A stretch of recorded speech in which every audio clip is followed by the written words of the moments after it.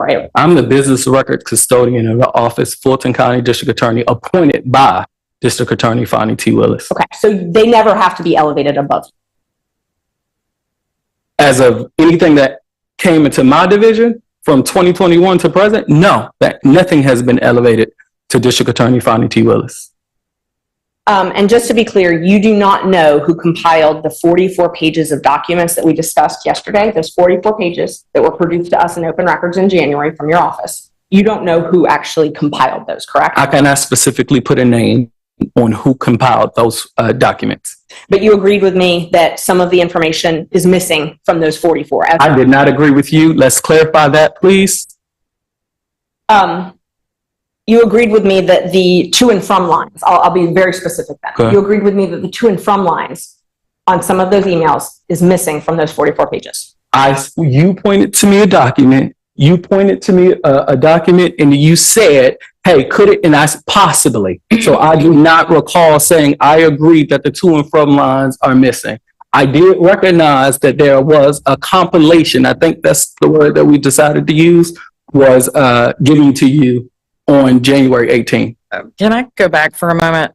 Ms. Merchant, the 44 pages that you're talking about, do they correspond with Merchant 0055? Yes, they do. Okay. My notes indicate that, at least I thought, and I could have written it down wrong, that Mr. Bond testified that he believed Erica Willingham compiled those documents. You believe Erica Willingham compiled those. And that's, I wasn't clear, my notes weren't clear, and so I'm trying to get that clear. Okay. So you believe that Erica Willingham compiled those? So yes, Erica Willingham is my designated employee. So yes. Okay. So, because and I thank you, Judge, because yesterday I had notes that said you didn't know, and then I had notes that Erica Willingham did. So I just want to make sure we're perfectly clear.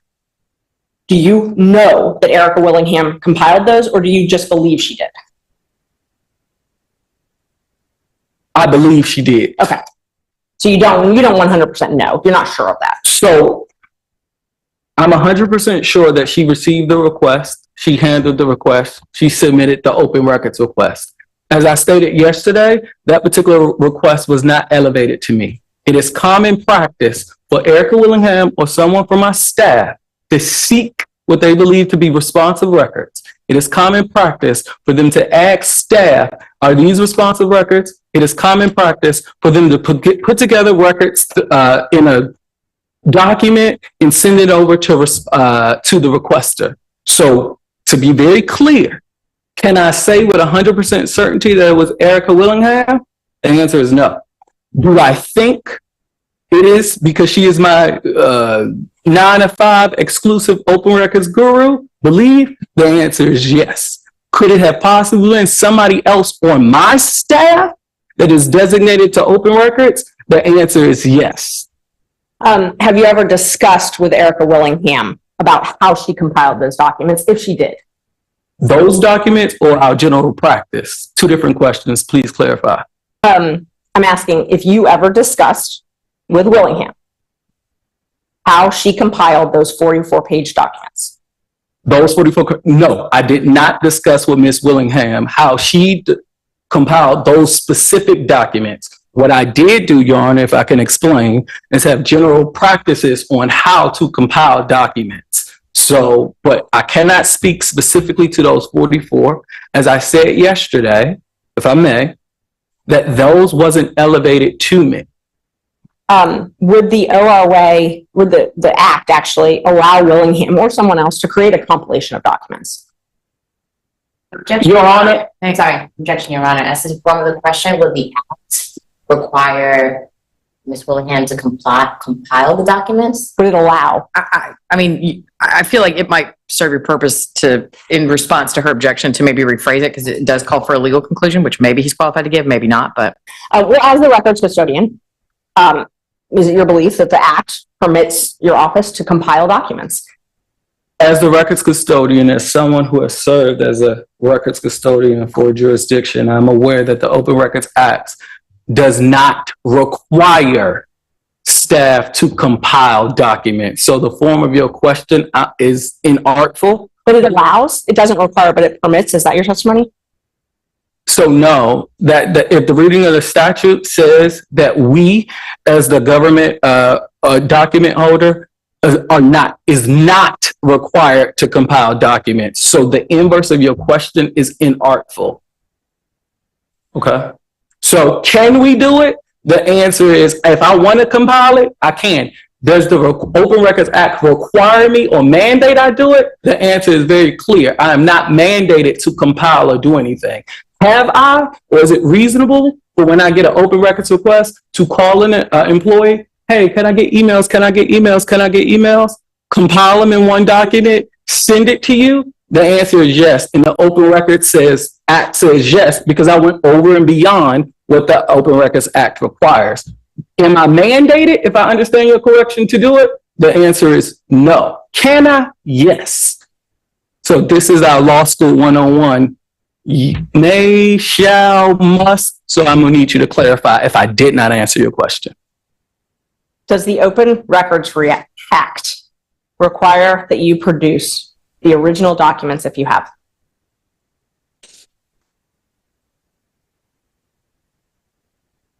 If those original documents are responsive to your requests, Yes. I am required under the Open Records Act to respond to the Open Records Act. So Does the act require you produce the original documents? the answer is yes, assuming that the documents you seek are responsive. So, But let me clarify, as it relates to original, I do not believe that the Open Records Act require original documents. So the answer is no. You're wording the question in an inartful way. So in my world, forgive me, and I'm going to take my business records custodian hat off, put on my attorney hat. Bad questions lead to bad answers. I'm going to break the questions down a little more then. So I just want to make sure that we're clear what your answers are. The Open Records Act requires that you, not the original first document. I haven't answered the question. I didn't say anything. The original document. If you have an email, okay, and this is the original email, and I ask for this email, the Open Records Act requires that you copy this email and give it to me if it's responsive to my request, correct? Objection, Your Honor. Again, the question calls for a legal conclusion, and I don't believe as to the form of the question, I don't believe as to the form of the question, the witness is in a position to answer that. Okay. Ms. Merchant? Judge, he is here as the records custodian, and I'm asking if he's testified that he can give us compilations. That's what we're here about. That's the whole point of this issue. And he's the records custodian. He's the person that should be answering these questions. Your Honor, this lawsuit is not a Q&A on all that you know about the Open Records Act. So respectfully, I understand counsel's question, but if we can focus on the actual open records request, and if his knowledge is limited to what his knowledge is, I don't believe that this is the platform to test his knowledge on the Open Records Act. Well, I understand your concern, Ms. Monroe, and if she were asking a general question about his general understanding of the open records generally, it's a lot, and so I might agree with you. But there is a specific issue in this case about whether a document that was produced was some sort of compilation. And because that issue is directly relevant, Mr. Bond's understanding of whether and to what extent that can be done, I think is relevant. And so I'm going to overrule your objection and let him answer the question. Just for clarification on the record, so do you need clarification as to whether or not there was a compilation or whether or not there was an original provision of the compilation? Because her question is as it pertains to original documents, whether or not that requires an original document. She's not questioning the compilation. That we're past that line of questioning.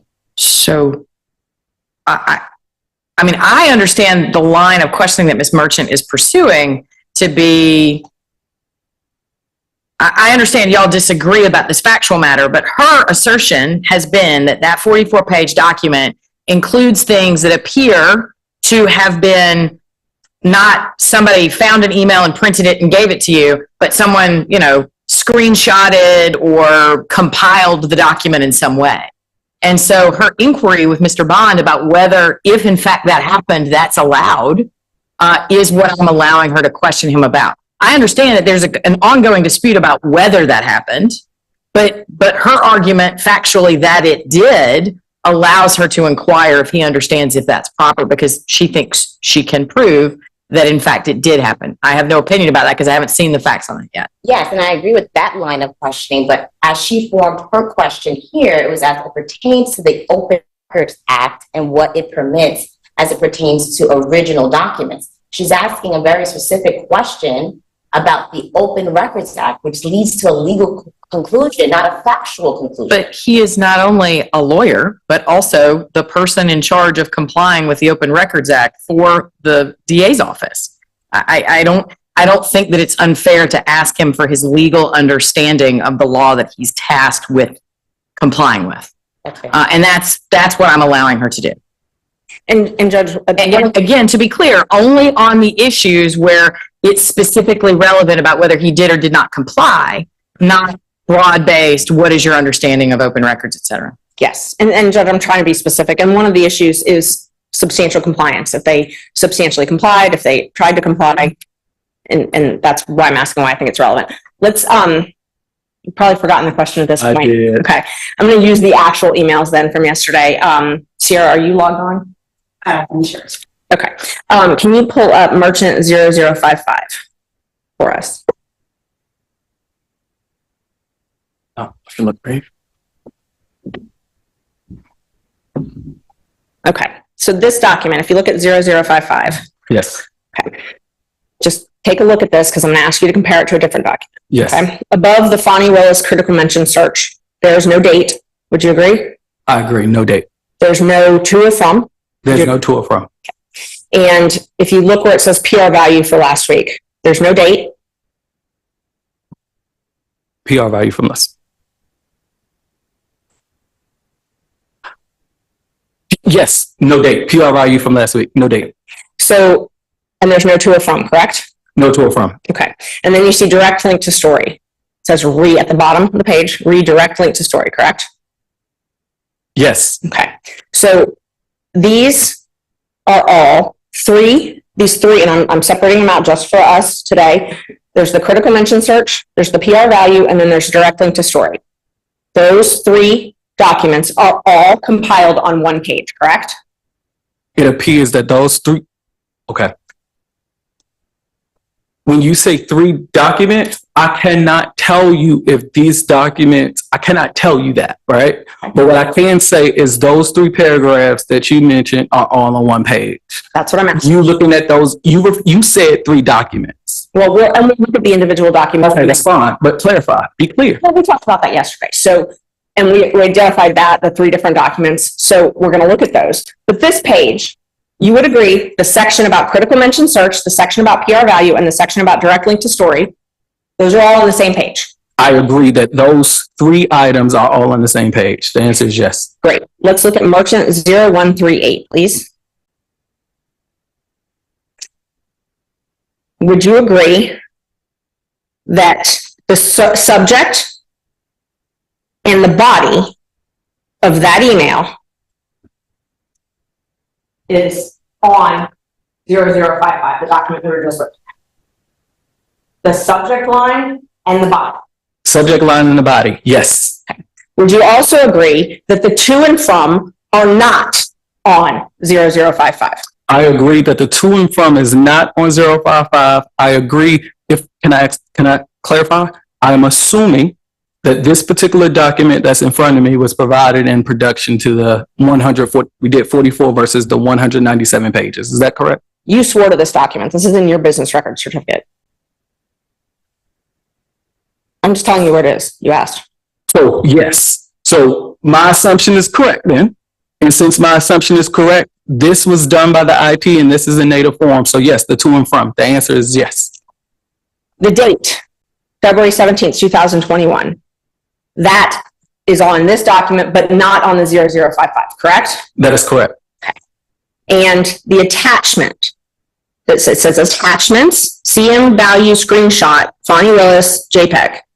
That attachment is nowhere to be found on 0055, correct?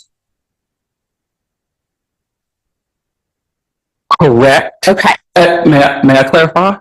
Sure. But I do not, it's not on 055.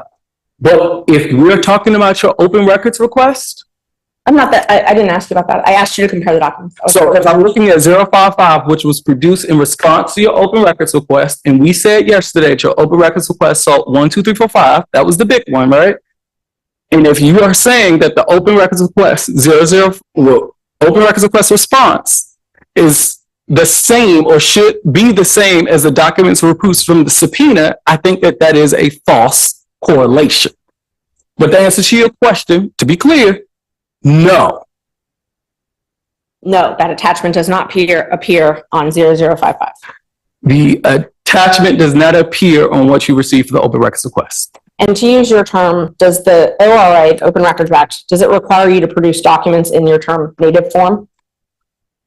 Does it require me? I think it requires me to produce copies, images, inspection. So I do not think it mandates native form. Native form, especially with electronic communication, I can do that. But if I give you copies of emails, copy of emails are sufficient. In my practice, just last week, I sent over a compilation, we use that word, of 2 emails to opposing counsel. They called me and said, hey, can I have those emails in native form? I then responded and said, okay, talk to them and let them know that in order for me to produce native form, I will have to go to the IT department. I will have to fill out a form. It's going to take some time because in my normal course of business, I don't have those documents. I have copies. This is what I have. So if you want the native form, I have to go to the IT department. They said, okay. I said, give me 2 weeks. Let's follow up. And I gave it to them in native form. So the answer is that clear? Somewhat. Okay, good. So you do not believe you have to provide them in native form? The Open Records Act says that I have to give you copies and allow you to inspect. So it's not exclusive. Okay. And when it allows you to give copies, do you believe that it allows you to, and I'm not going to use the word redact, I'm going to use the word remove. And let me just clarify. Redact to me would be blacking out so that you can see it, what was removed. Removed means removing it so nobody knows that it was even there. Okay. Just to qualify. Do you believe the Open Records Act permits you to remove items from an original document in the copy you provide? The way that it's presented, if you're not talking about redaction, I'm going to have to agree with you. No, you are not to remove. And this, so would you agree that the to from is removed from 0055? The to from doesn't appear. The to from doesn't appear. I cannot say it was removed because again, right? You gave me an open records request. We gave it to you as responsive records. And at that moment it was done. So I cannot tell you if it was removed. You are assuming, right? Based on removing, arguably facts that's not in evidence. Well, I'm just asking you to look at the document. The document things, remove versus doesn't appear. I'm going to help you out. Okay. This document right here, it's your term. Okay. Does it appear? The native form, the to or from, the date and the attachments, they all appear on the native form, correct? On the native form, they appear, okay. Yes. And on 0055, the form that I got in open records, they do not appear, correct? They do not appear. Right. In this particular form, that's correct. Okay, let's look at 0139. All right, so I'm sorry, we were just looking at that. Let's look at 0138 for the record. Would you agree that it references an analytics graph attached as a PDF? And then when you go to the 0055, if you can go to that one, that's there. So someone reading this would assume that there's an analytics graph attached somewhere. Is that a fair statement? I think that's a reasonable statement. Okay. So move forward to the next document, 0139. This one, the subject says PR value for last week and the body of the email. Would you agree that the subject line and the body appear in 0055? It does appear in the this document before me, yes. Would you agree that the to, from, CC, date, and attachments they are here on the native document and they are removed from the 0055 document? We talked about removed. I cannot tell. They do not appear, I'm sorry. I tried to use the term. Yes, please. Do not appear. It does not appear in the records that you received on the, as a response to your open records request. So you would agree that it does appear on the native document, but it does not appear on the documents I received in open records? I would agree with that. Okay. And then 0140, we can look at that. Okay, this document, and I'm only talking about the bottom, I'm not talking about the top part yet. Would you agree that on this native form, the to, from, and the date appear on the native form? I agree. I see it. Yes, it appears. Would you agree that the to, from, and date do not appear on the document that I was provided in open records? 0055. Yeah, I do. 055 is not in front of me, but I do not believe it appears. We can put it up. Got it. It does not appear. Okay, let's go back to 0140. The part that's blacked out at the top. Did you do that redaction on your business record certificate? Certified documents, sorry. Did I personally do it? Yes. I don't believe so. Were you involved in the decision to make this redaction? I'm pretty, if it was redacted, it was done probably under my request. Let's look at 0055. Do you see where it says it's a constitutional amendment, which means it needs 2/3 of each house of the General Assembly and then a state reg referendum in the fall of 2020? Still a ways to go. Do you see that section? I do. Okay. And see where it says direct link to story and then a to from line there. Do you see that? Yes. Let's go back to 0140. Does it appear that the redacted section here is what you just read in 0055 about the constitutional amendment? Based on the size and text, I think that can be a reasonable inference. And if I may? Yeah. So look at 055. I let you know that I did not compile, right? And that was sent under my elevation. As it relates to that document, I looked at it and I probably redacted it under my direction. The one you certified? Yes. But you don't remember redacting it? What? You just said you probably did? So it is redacted. And if it was redacted, it was redacted under my request. But if you're talking about if I specifically went into Adobe Pro and did all that other stuff, I can't tell you. I'm just asking who redacted it. It was done under somebody under my request. So you told somebody to redact it?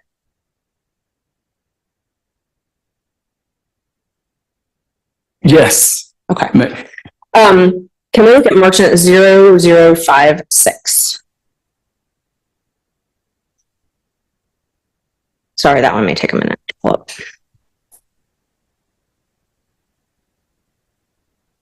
Can you look at where it says we've had major incoming from the press the last several days? It's in the middle. It says, do you need your critical mention login? And then in a different font, it appears, thanks, if you can resend. We've had major incoming press from the last several days.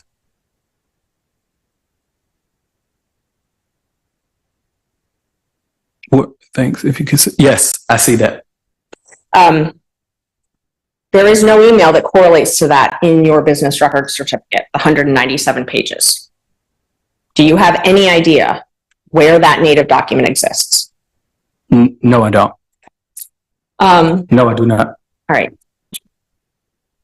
Nothing else. Thank you, Judge. Thank you. Ms. Monroe or Mr. Bowen? Monroe.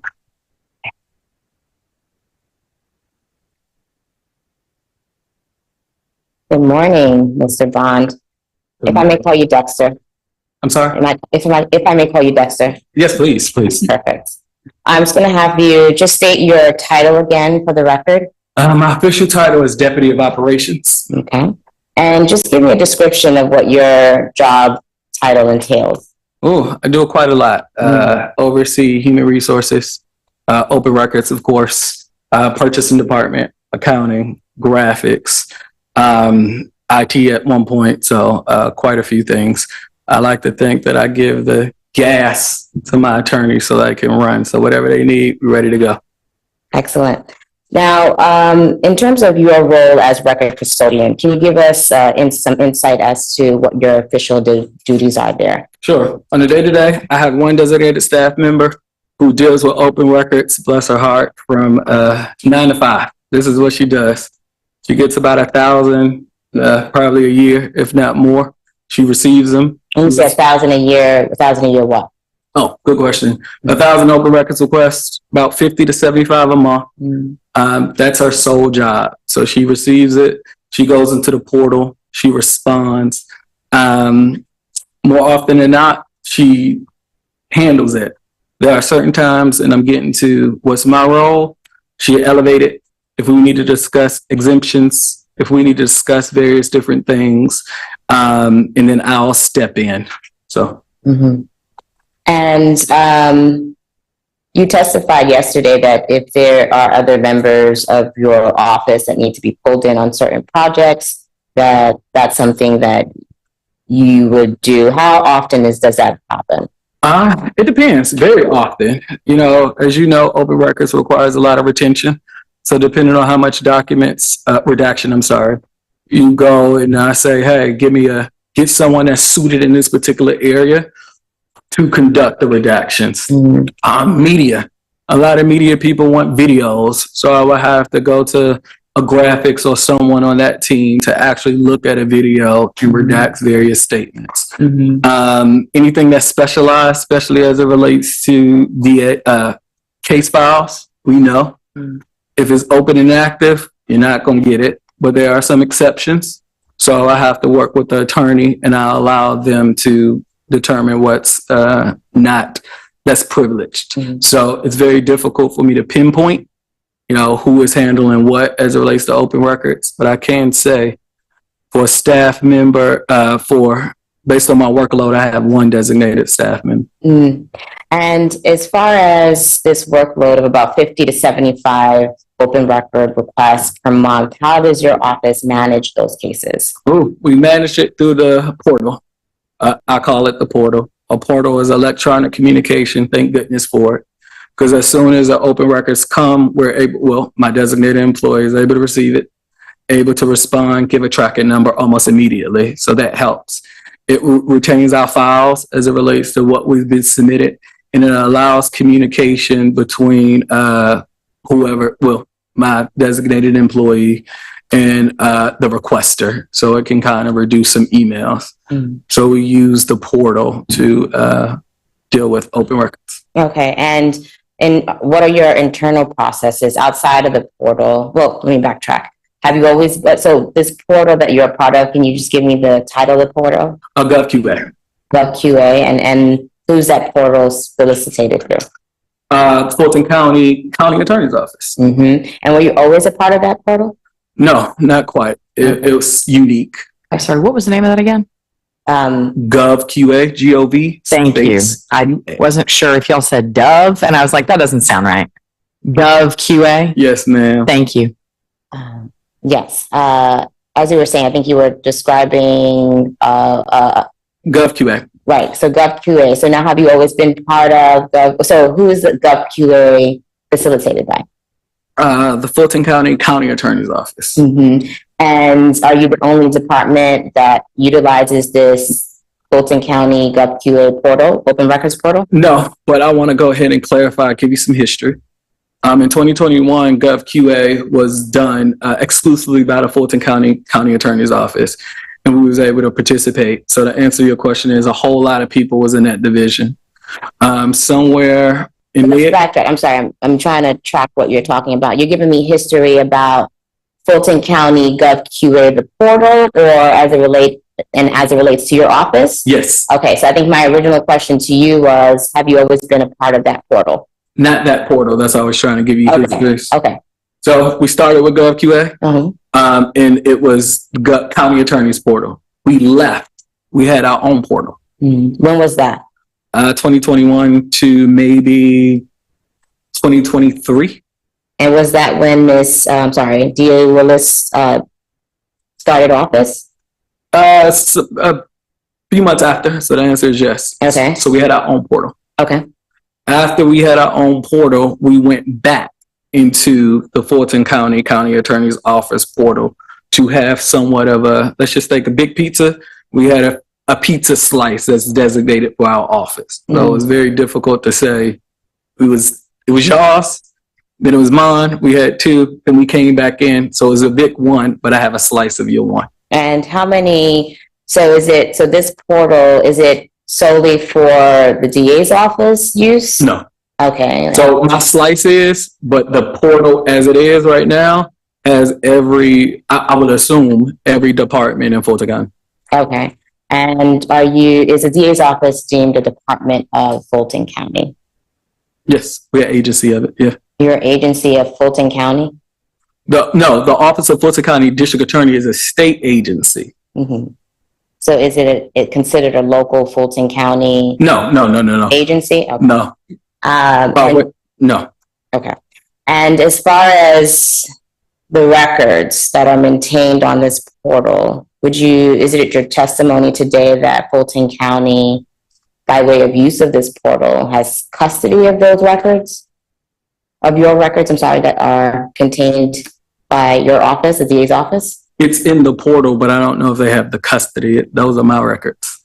So outside of the records being maintained on the portal, let's say if the documents are never uploaded on the portal, would Fulton County have access to the records of the district attorney's office? Thank you for that. The answer is no. Okay. Now, if, for example, Fulton County would need to access some records on behalf of the DA's office, how would they go about doing that? If it's Fulton County, they will probably contact me as a business record custodian. And then what? Depending on what they ask, it goes in various different routes. Mm-hmm. But ultimately, if there are documents to be provided, who would provide those records? It would be me. It's my responsibility. And when you say me, do you mean you in your official capacity as custodian of records? Yes, me or my team. Okay. And okay, thank you for that background. So maintaining these requests, you mentioned that the portal has been very useful in maintaining those requests. Any other operations within your office that take place to maintain those records or to maintain those requests?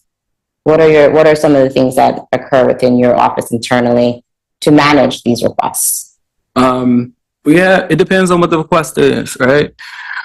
I look at it in several boxes. If you are asking for documents that fall in a box of, we know it's coming, right? Let's think about in January or something. I know that I'm going to have an influx of a request for a specific document. We try to go ahead and compile those documents. So soon as when a request comes, we can get it out, right?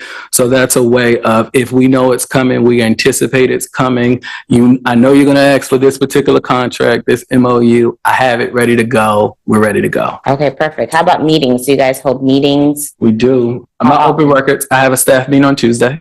My staff meeting on Tuesday is with a whole host of people. The reason why I bring that up as it relates to open records is because sometimes my 24-hour designee, as I call her, she works around the clock. She has a request, and let's say it's asking for something that I don't know.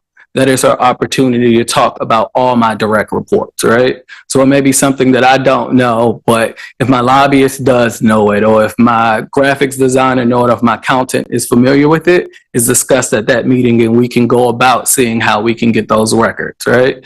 Also, specifically for open records, it's important that I have a one-on-one, if necessary, on Thursdays. You know that I got a tight deadline as it relates to open records, so that Tuesday, Thursday works, right? So if I hit it on Tuesday, then I can touch it on Thursday. At some point, I can try my best. Of course, with 1,000, we're not perfect, to hit a turnaround or have a valid projection of when I'm going to be able to get it. Mm-hmm. Is DA Fani Willis ever part of those meetings? No.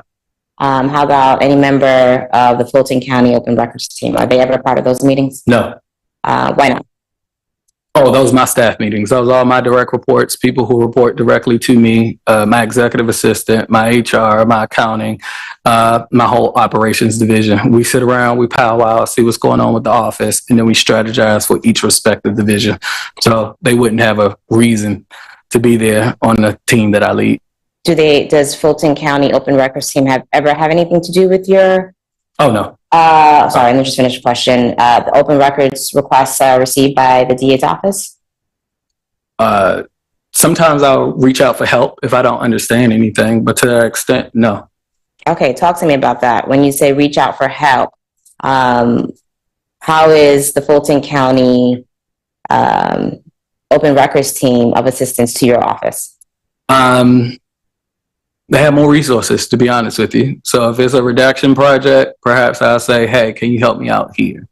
If it's a legal question as it relates to an exemption or of interpretation, I would jump on a call and say, hey, let's powwow. What's your take on this? Mm-hmm. So it's another set of bright minds that I can discuss things with. So it's more like a consulting type of relationship. Absolutely. Have they ever provided records? Has a Fulton County Open Records team ever provided records for requests that have been submitted to your office? Have they ever provided or produced documents on the DA's district attorney's office behalf? No. You testified about the cyber attack that took place in January of this year. Do you remember the exact date? I don't. I remember it was at the end of January. January was a crazy month, so. Mm-hmm. And how did that cyber attack affect the operations of open records in your office, in the DA's office? We couldn't have access to the portal. Electronic communications was down for a quick while. So what we did do is actually consult with the county attorney's office. I remember receiving a template of a letter saying, hey, we need to put requesters on notice saying that things was going to be significantly delayed. There was a period of GovQA. I don't see it every day, that we just really couldn't get files, or we couldn't access files GovQA in itself. It also infected our office because, a lot of our requests require us to go to archives, go to emails, do electronic searches, right? At one point, there were things best way to put it, our hands were strapped during that period. And we wanted to communicate that effectively to all my requesters. Mm-hmm. And so would you say that as a result of the cyber attack, has your department fully recovered? I'm going to say no. Again, They recovered from a cyber attack? Yeah, I'm going to give her a little bit of latitude to the extent that I'm assuming she's going to argue affected his ability to comply. Go ahead. Oh, well, with that being said, I'm going to say no. We could not recover for a couple of different reasons. The cyber attack was put some stress on my staff from January, but as a personal note, as a business record custodian, I'm not sure if you know, I had surgery in December. So I was out of work quite some time. I broke my toe in October. After I broke my toe in October, had surgery, a procedure in November, had to have surgery in December, was out of the office for quite some time, had limited work from January to February. So then a cyber attack happened. So if we're talking about personally my ability, let's talk personally first and then a cyber attack. So coupled with those things and my step working level and resources, things was difficult for this particular year. We started 2024 off very interestingly. Mm-hmm. Do you have any, would you say that increased the cyber attack caused an increase in lawsuits as it pertains to any open record violations? I don't think it increased in lawsuits because I am prideful of the work that my staff do on open records. I don't, giving my designated staff and how many records requests that I received, open records lawsuit isn't something that typically we get, right? So I'm proud of the work. So I would not say that the cyber attack contributed to that.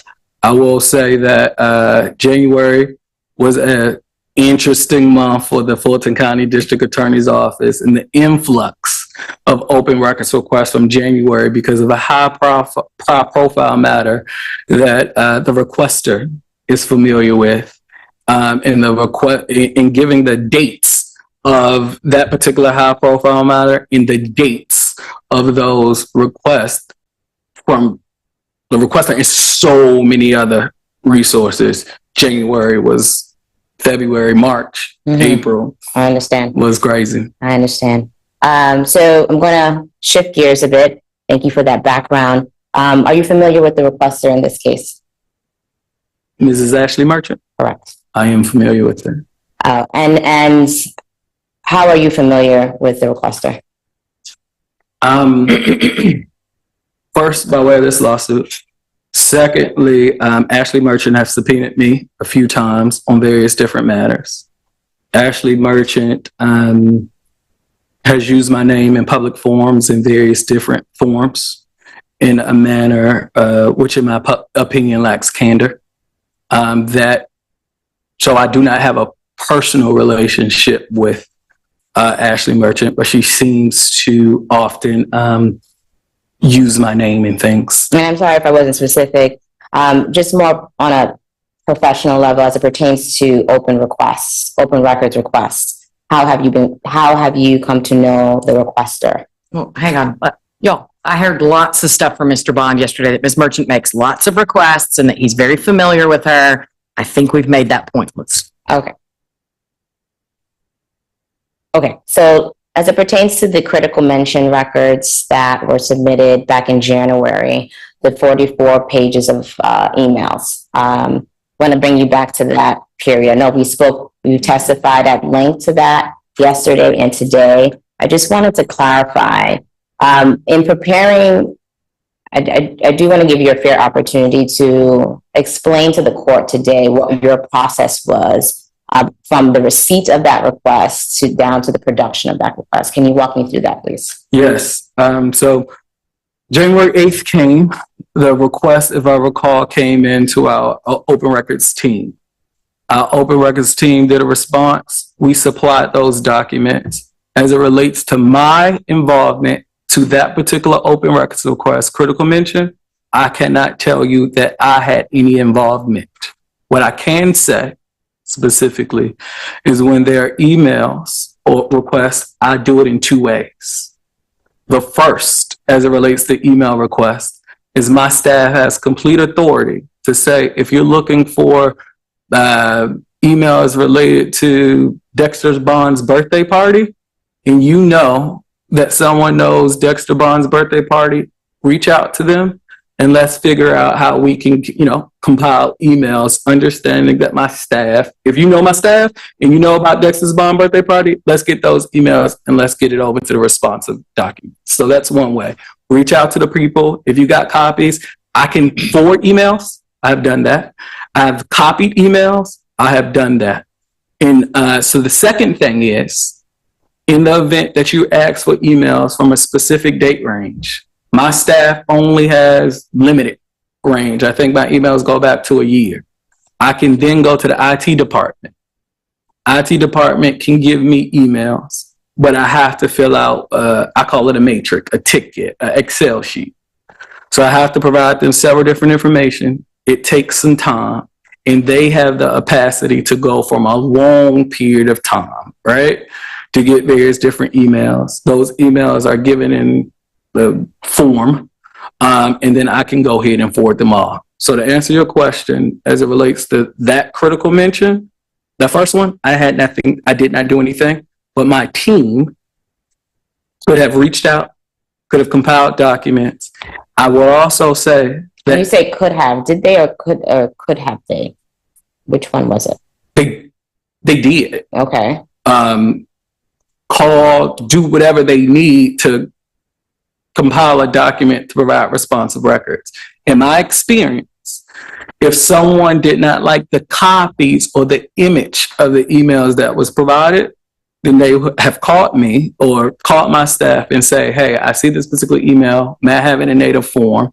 I've done that. And then I will go ahead and let them know, hey, it's going to take some time. Got to go over IT.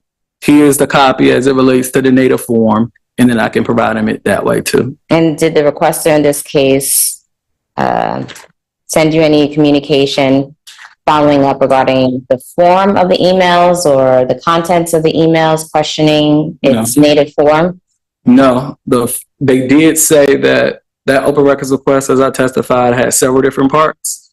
They did reference it and acknowledge receipt and they did say that this is one part that's missing. So to answer your question, What was that one part that was missing? the graphs, analytical graphs therein in critical mention. Which were located where in the emails? I'm sorry? Graphs as it pertains, which were located where in the emails? So in the emails, it was mention of critical mention and then said reference graphs. The second open records request said, I want the graphs that was in the responsive documents. Give me the graphs. The graphs that were in the attachments? The graphs that was in the responsive documents that I gave. Okay. And so how did you address that follow-up from the requester? At that time, I responded and said, I do not know. It's not reasonably calculated to know what you're talking about. Because at the time, I had no idea what she was talking about. And what were your attempts to research the graphs or the attachments that she was referring to? At that point, I start staff meeting. Hey, I have something, critical mention. What is critical mention? What is that? Are there any graphs? Then I start reaching out to various different people. Originally, I thought it was security because critical mention, I thought it was some research device. Then I thought maybe it was, let me see, some investigative tool. I did later finally realize that it was a media tool. And at that moment, start saying, educate me. What is it? Mm-hmm. And who did you consult to educate you? That was a Jeff DeSantis. Once I figured that out, that was a Pallavi Bailey. Hey, what is this? And then at that moment, we realized that you wanted some graphs that was embedded in the actual critical mention. And so once you were educated on what critical mention was and what exactly they were asking for, what were your steps then to see if that information was available? So that was, let's make a call to critical mention. Do we have, first and foremost, do we have critical mention, right? Because in January, when I got the open records request, I didn't have critical mention. So it wasn't something that I can log into. Hey, Jeff, do you have a portal? Do you have a username? Let's go in. Can you get it? Oh, we don't even have critical mention anymore. Hey, critical mention. Is it a way that I can get this? You don't have an account with us. So those are my steps. I did not have the graphs. I did not have anything that was embedded in critical mention because I don't have critical mention. Mm-hmm. And so you called critical mention? Me or my staff, somebody called critical mention. That was an assignment. Do you know who called critical mention? I don't know who. And you consulted with your staff? I definitely consult to my staff. And were they able to provide you any additional information about these attachments? No, not at that time. Okay. And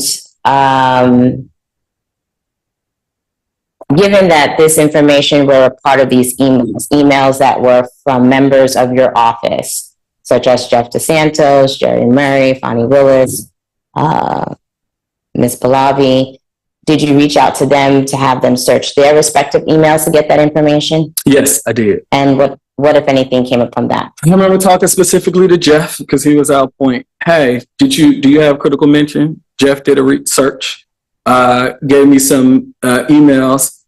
At that time, if I recall correctly, the graph that was being sought was dated from maybe 2021, 2022, whenever we have it.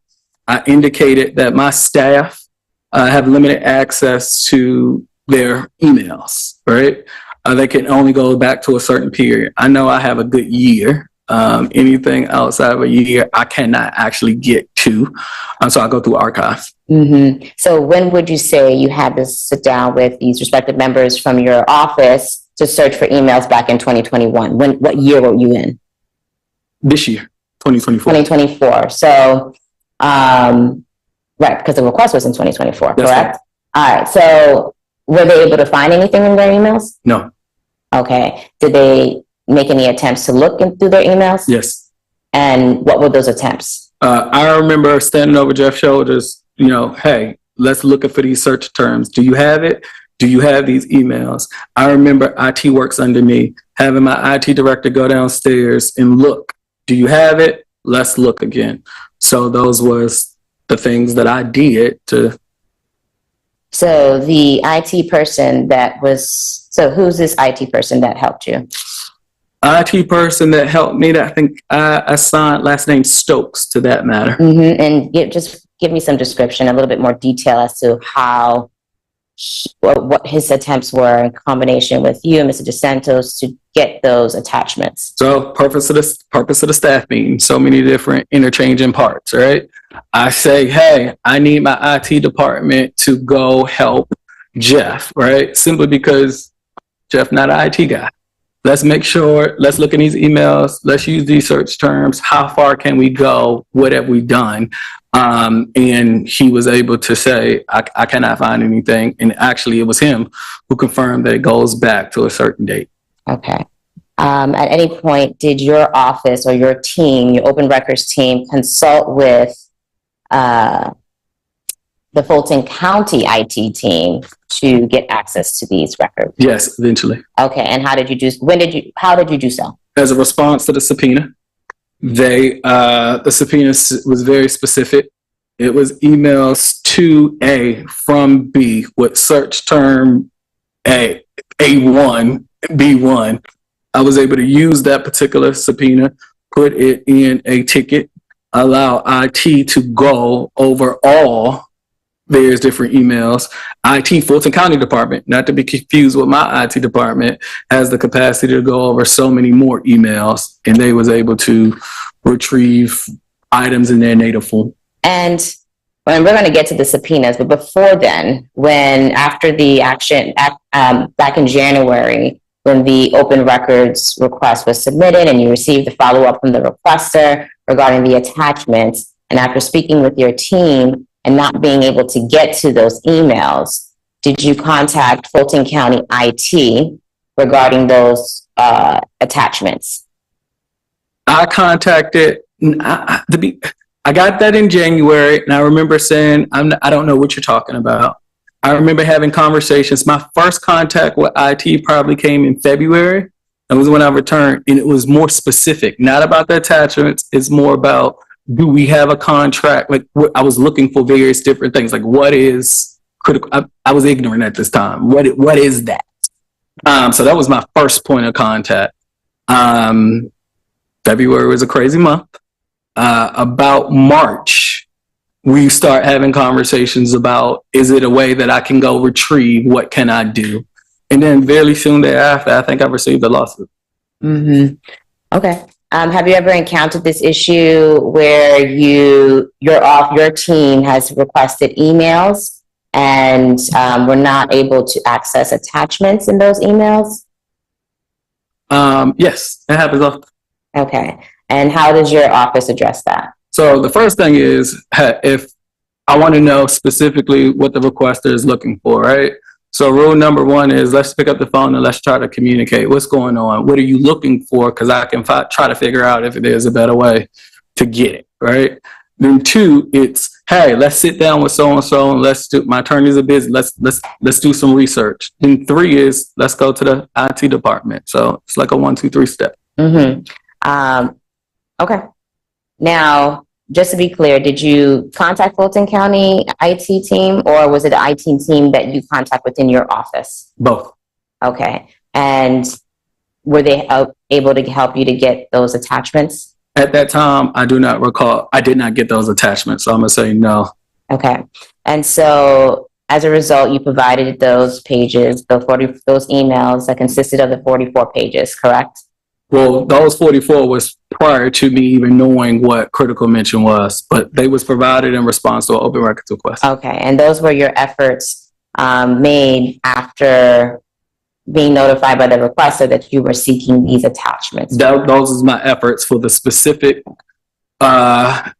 request that she raised and saying she was missing. Those were my efforts. Anything else that she followed up on in terms of what she was missing from the original provision of documents? That was the only thing. Okay. Now, so nothing about contracts, payments? No. Critical mention? She did not follow up. Okay. All right. And now we're at the subpoena stage of this lawsuit. Who compiled those records? Who compiled those records in response to that subpoena? IT department at my request. Okay. And how did you submit that request? I call it a ticket. Some people call it a matrix. Some people call it an Excel sheet. Mm-hmm. And what did you put in that ticket? exactly copy and paste it from the subpoena. The to, the from, the search terms, the search items, you can go ahead and put in the ticket. Make sure that you are hitting those hot button issues. What I do know from my conversations with IT, they always tell me garbage in, garbage out. So they're constantly, hey, you did not do this. I recall, as it relates to that subpoena, being very specific because it was these search terms to our employees, right? So that allows IT to really go, they got a limited database to work. If your request is any emails related to critical mention, the garbage in is going to get garbage. You're not going to get as much records because your search term, who are you asking? Who is it from? Is anything specific? So I like to think that the subpoena was specific and IT was able to help me on that. So your testimony today is because the subpoena was more detailed as opposed to the original request, which is the reason why you got different results or different emails? I knew exactly what they were seeking for in the subpoena. I knew exactly where to go. I was educated at that time because it was laid out. I went to the right source. They was able to pull I didn't even have to go to my staff at this one. And they was able to pull my files through archives and pull any and all records. Mm-hmm. Were you surprised by the amount of emails that came back from IT as a result of the subpoena production? I don't know if I had an emotional reaction at all. Okay, that's fair. Moving on to the forfeiture request, the request regarding the forfeiture reports. You testified that you provided an equitable share agreement. Were you aware of the forfeiture reports that were shown to you yesterday during yesterday's hearing? At the time of I received the open records request. No, I was not aware. No, I was not aware. So is it uncommon for your office to submit documents of that nature outside of your notice or outside of your consent? Yeah, I would say yes, because some of those was filed, right, with the state. And with the documents that I saw, the first one, my name wasn't on. The second one, my name or my staff wasn't on in both the first and second one. The third one, it appears that my name was typed, but another email. So to answer your question is, it's not really in my division. And what I recall from your testimony yesterday is that you were not aware of this document. When did you become aware of this document? When my counsel presented it to me. And do you remember a time frame? Within the last few weeks. Okay. And so it's safe to say you weren't aware of this document back when it was requested in January? No. In January, honestly, I did not know what her request is. In my experience, I get, again, of the 1,000 requests, only a certain percentage comes to me. And based on my experience, I can kind of gear if someone really wants a specific document, and I can jump on the phone and say, hey, what are you looking for, right?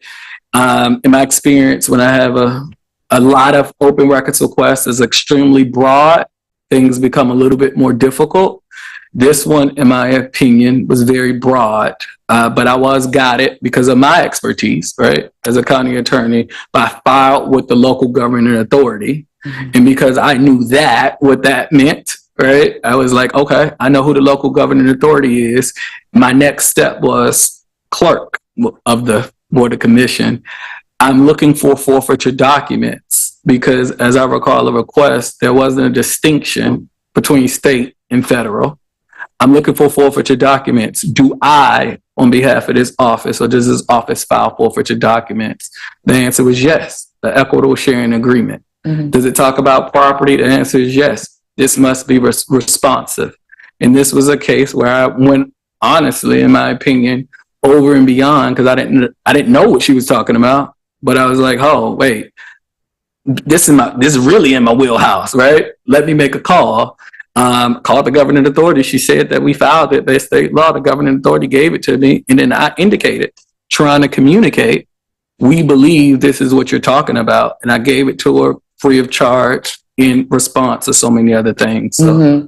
And you provided that report prior to the filing of the suit, correct?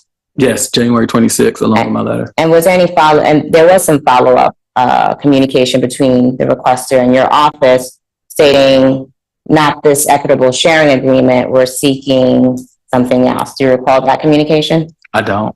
Okay. And if you knew that this, strike that. Now, in terms of the request regarding the non-disclosure agreements, you testified that originally when you received the request, you thought the requests were pertaining to media, and that's the reason why you didn't provide it, because your office didn't possess any NDAs regarding the media, correct? That's correct. Now, were you aware of any NDAs at that time of the at the time of the request? Were you aware of any NDAs that would have been responsive to this request? No NDAs that prevented my staff from talking to the media. I was not aware of anything. And at what point did you, and was there any follow-up by the requester regarding this response when you indicated that there were no responsive records? I don't believe that through the portal. And of course, Ashley Merchant and I don't converse via email. So I don't believe so. No. Mm-hmm. And at what point did you realize that she wasn't, well, yesterday you testified that you came to know about, yesterday you testified that you gained clarity as to the request, that it was not limited to the media, and that it was a request essentially generally addressing confidential agreements. When did you learn that? During the course of this hearing. Give me a time frame.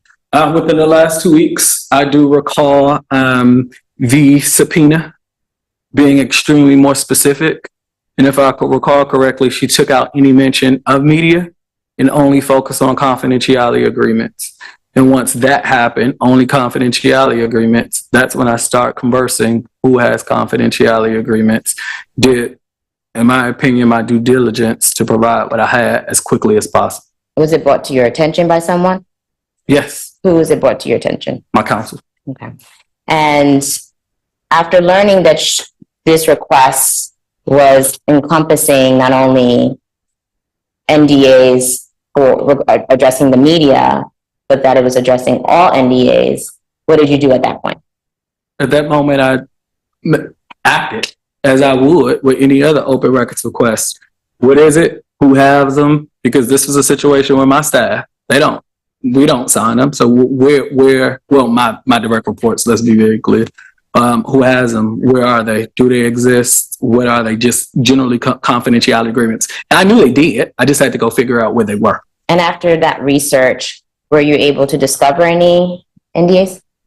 Well, confidentiality agreements, I don't call them NDAs. Okay. Because my confidentiality agreements is, protect my victims' rights. Make sure that what's going on, you don't disclose. We hear a lot of serious stuff, a lot of private stuff. So and I had to go into that particular area, see what was going on.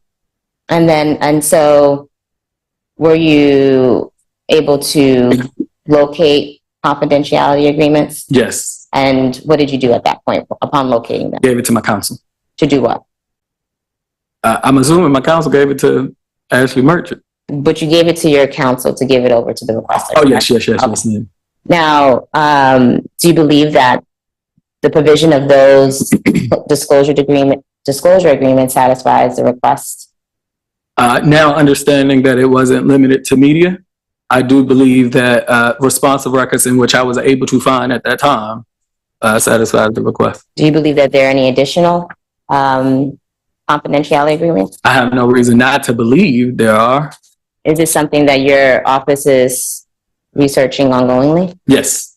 Okay, and is it your plan or the plan of your office to provide those documents as they're made available to you? That's my next Tuesday staff meeting. I got a list of things.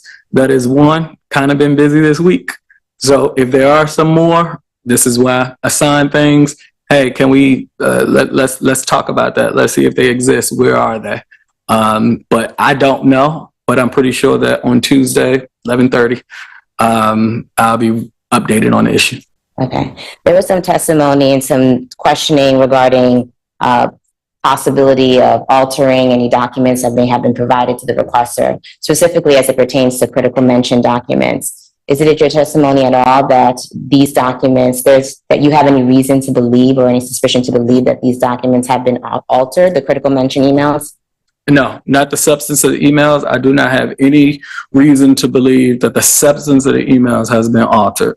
And so even after the illustration that took place a few moments ago, where you noticed that there was a to and from missing, the dates that were missing, and even the subject line was missing, do you still hold that position?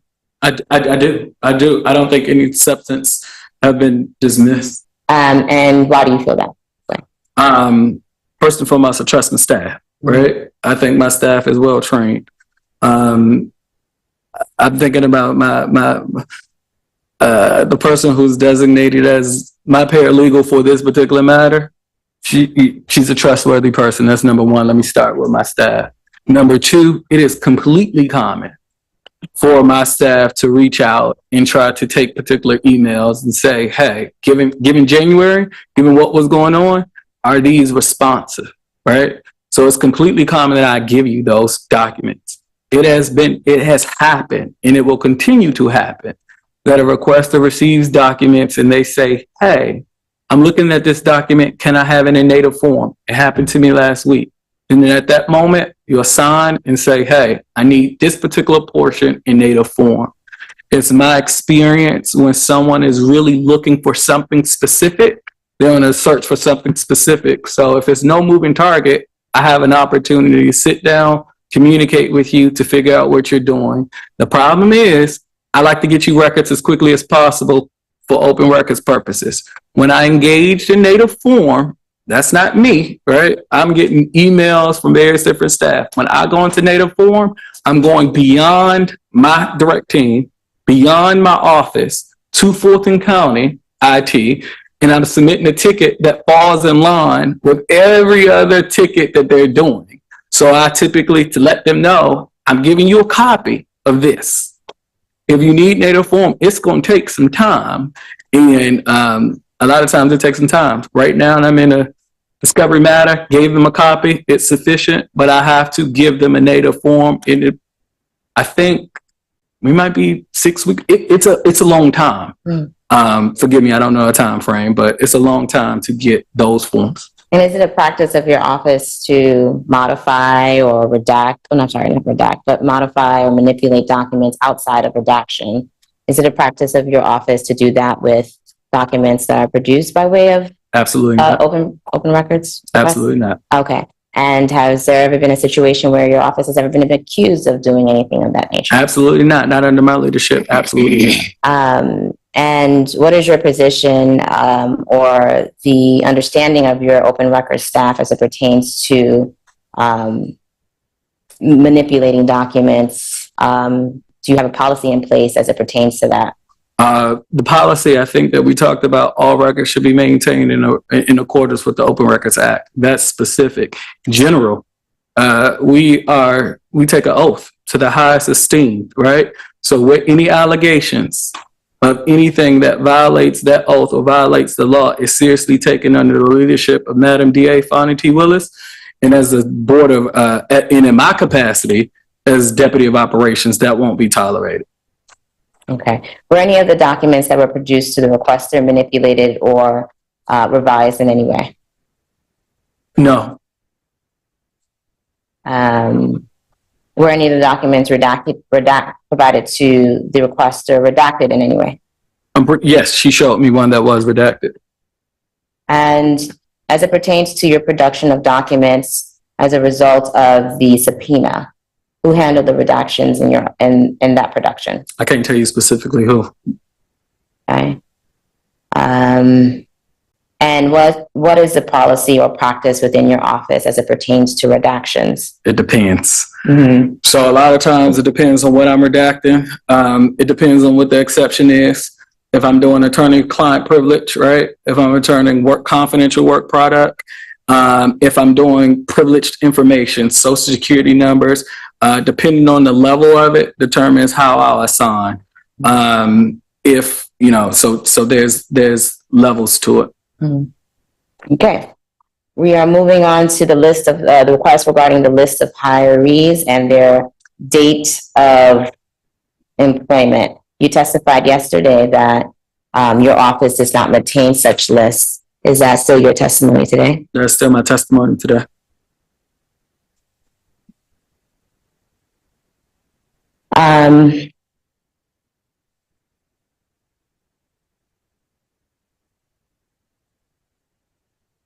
How do you play?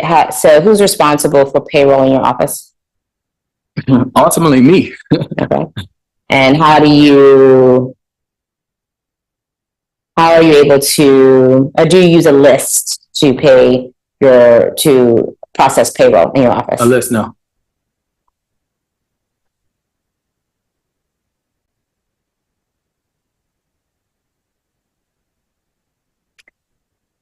And would Fulton County have a list of employees and their hiring dates? So my conversation with the Human Resources Department said that Fulton County will have a date.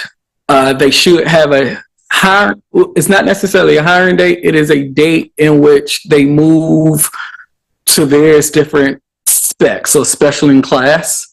So they did say they have that, but it's not reserved for attorneys. It's for all employees related to Department 480. So it's almost like a pay registry for a class. So they do not have that. So is your answer yes or no that they have that list? No, they don't have that list. Okay.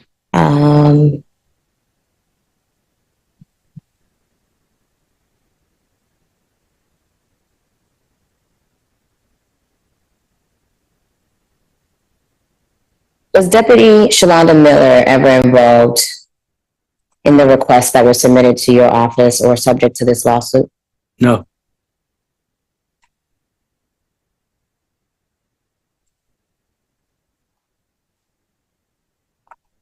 Do you recall that letter that was shown to you yesterday that had Shalonda Miller as the custodian of records on a letterhead? Do you recall that letter? Yes. And the requester has alleged because she received that letter that she was involved, Shalonda Miller somehow was involved in the processing of this request. Is that your testimony today?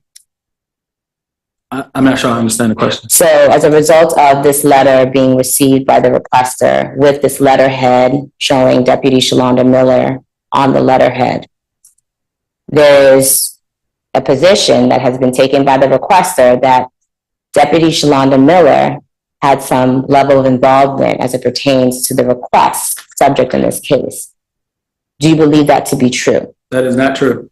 And if I can explain, during the cyber attack, our job as my particular, Deputy Miller is on the Fulton County side. I am on the DA side. This is an opportunity for me to consult with the county attorney and say, how are you handling cyber attack? Because my one person over here cannot get to the system.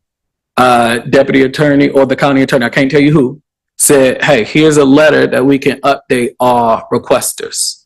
I took that particular letter. I remember being at a particular staff meeting and saying, hey, let's use this letter and let's update everybody, not just specific to this requester, but let's update everyone as it relates to the cyber attack because we expect significant delays. Okay. So it's your testimony that that letter was provided by the county just to address the cyber attack, and that is all? Yes. Did it have anything to do with the actual underlying request per se? No. Okay. Moving on to the request regarding rebranding of DA Fani Willis. Did your office possess any materials regarding rebranding? I don't know what rebranding is. Okay. So. But I do know that the office does not request.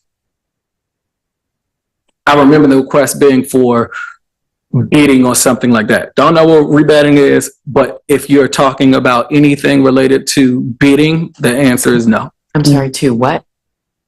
Rebranding, No, you said if you're talking about anything in bidding. bidding. Yes. Thank you. I just didn't I'm quite hear the sorry. word. That's That- okay. I am from Washington, D.C. That it goes a little fast. The request, as I understand it, was for bidding or payment bidding, like using various different competitors to see if there was a bidding process for the purchasing of such and such. Yes, and I'll read the request as it pertains to rebranding. Any payments, requests for payment, process for hiring bids and paying vendors for rebranding material. Did your office at the time of the request possess any of those items? No, And what was your response to that request? we do not possess such items. And was that response provided to the requester prior to this action? Yes, And was there any follow-up by the requester once you provided that response? not to me, not to my knowledge, no.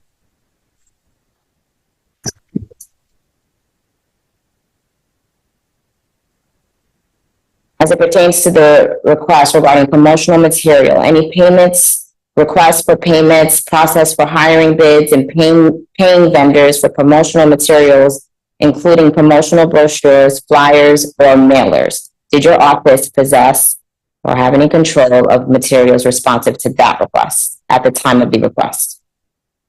I don't know. And what was your response to the requester was no responsive documents, correct? Yes, Was there any follow-up by the requester after that response? no. When did you come to learn that this was an issue in this litigation? When you brought it to my attention. When was that? Within the last couple of weeks And is it your testimony that that was the case for the rebranding materials? as well. The answer is yes. And is that your position as it pertains to the list of hirees and its hiring dates? Yes, that's my position. And is that your position as it pertains to the confidentiality agreements? Yes, that was my position. No further questions, Your Honor.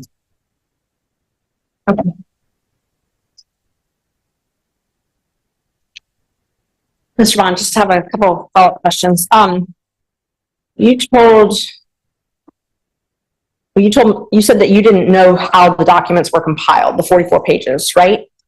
The 44 pages that were Yes. submitted to you, Yes. January? No. Okay. But then you just told Monroe that you knew they were not altered. If you don't know how they were compiled, how do you know they weren't altered?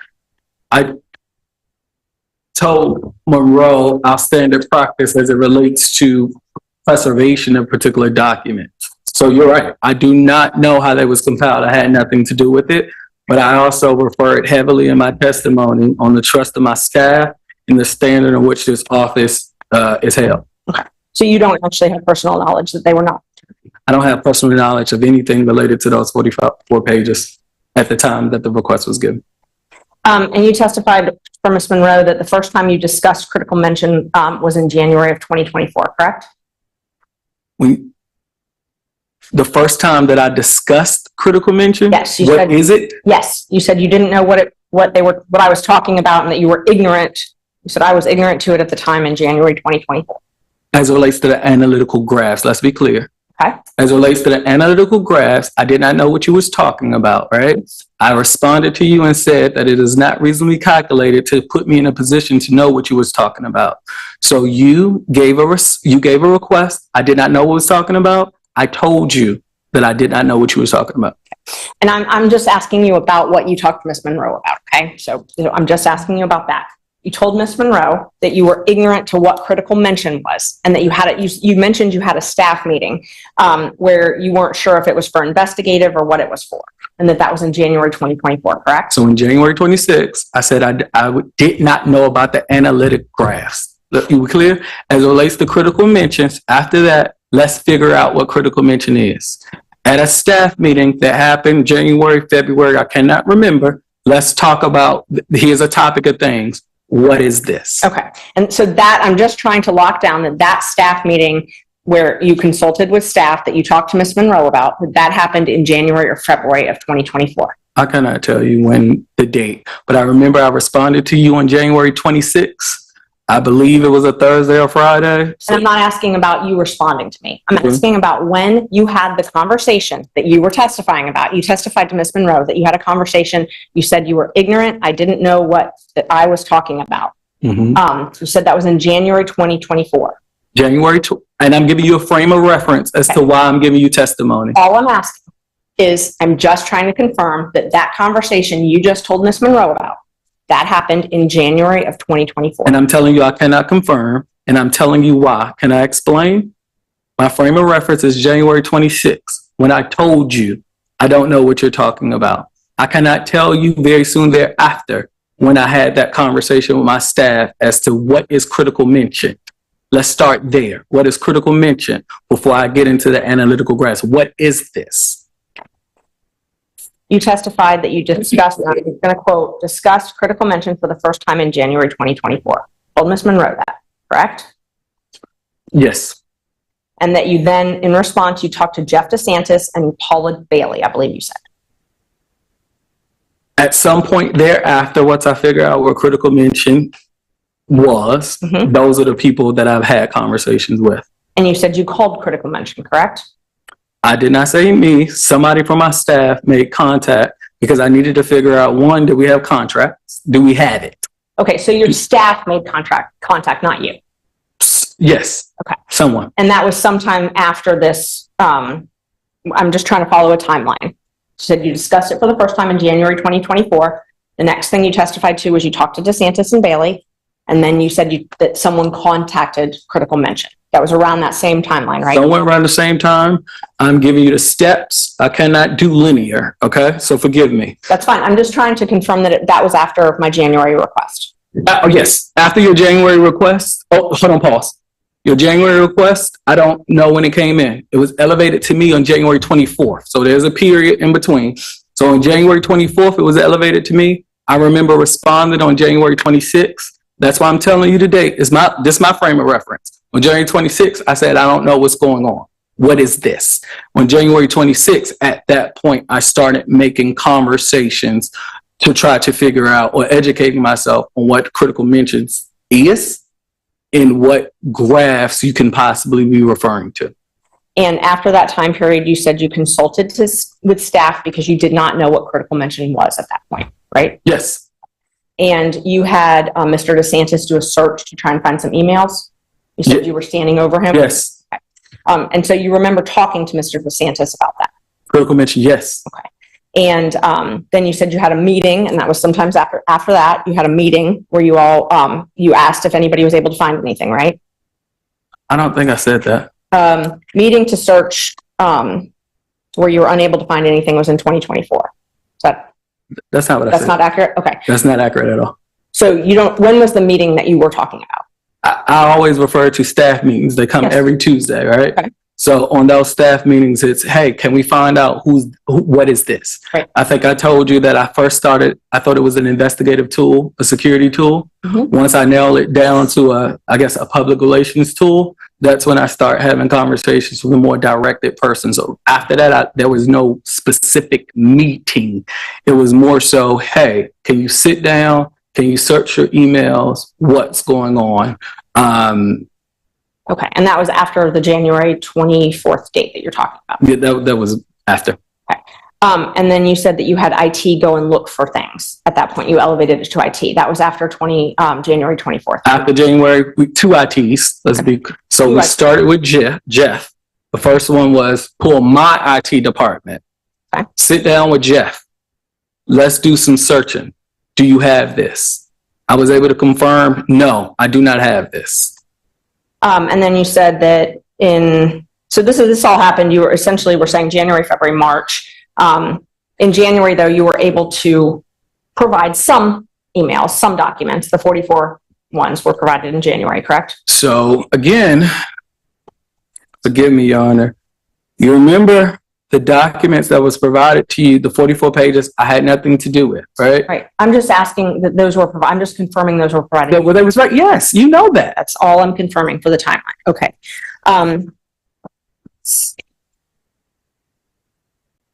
And that was, you don't know how they were produced, but you do know that those were produced in January. I know how they was produced. They was produced to you via the portal for, what do you, clarify? Who, did you upload them to the portal? No, I did not. Okay.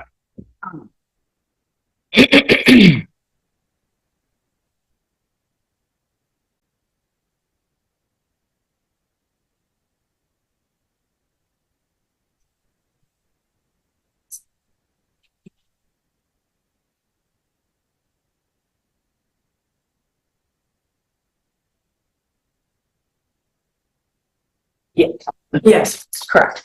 Okay, Judge, may I approach? The witness, sure. Thank you. Okay, I'm showing you what I marked as exhibit number 2. You can take a look at that. For me, 22. Wait, what? I'm sorry. 22. Are you saying it carries Bates page number Does not. 002? It's not one that I anticipated. Okay. So what is the 22? What is it an identifier of? That's what I'm trying to, so I can navigate. Yes, it's an email that was produced to another requester in regards to Okay. email produced by the DA's office. I believe it's from the DA's office. It wasn't produced by the county, but produced by the DA's office in regards to. Okay.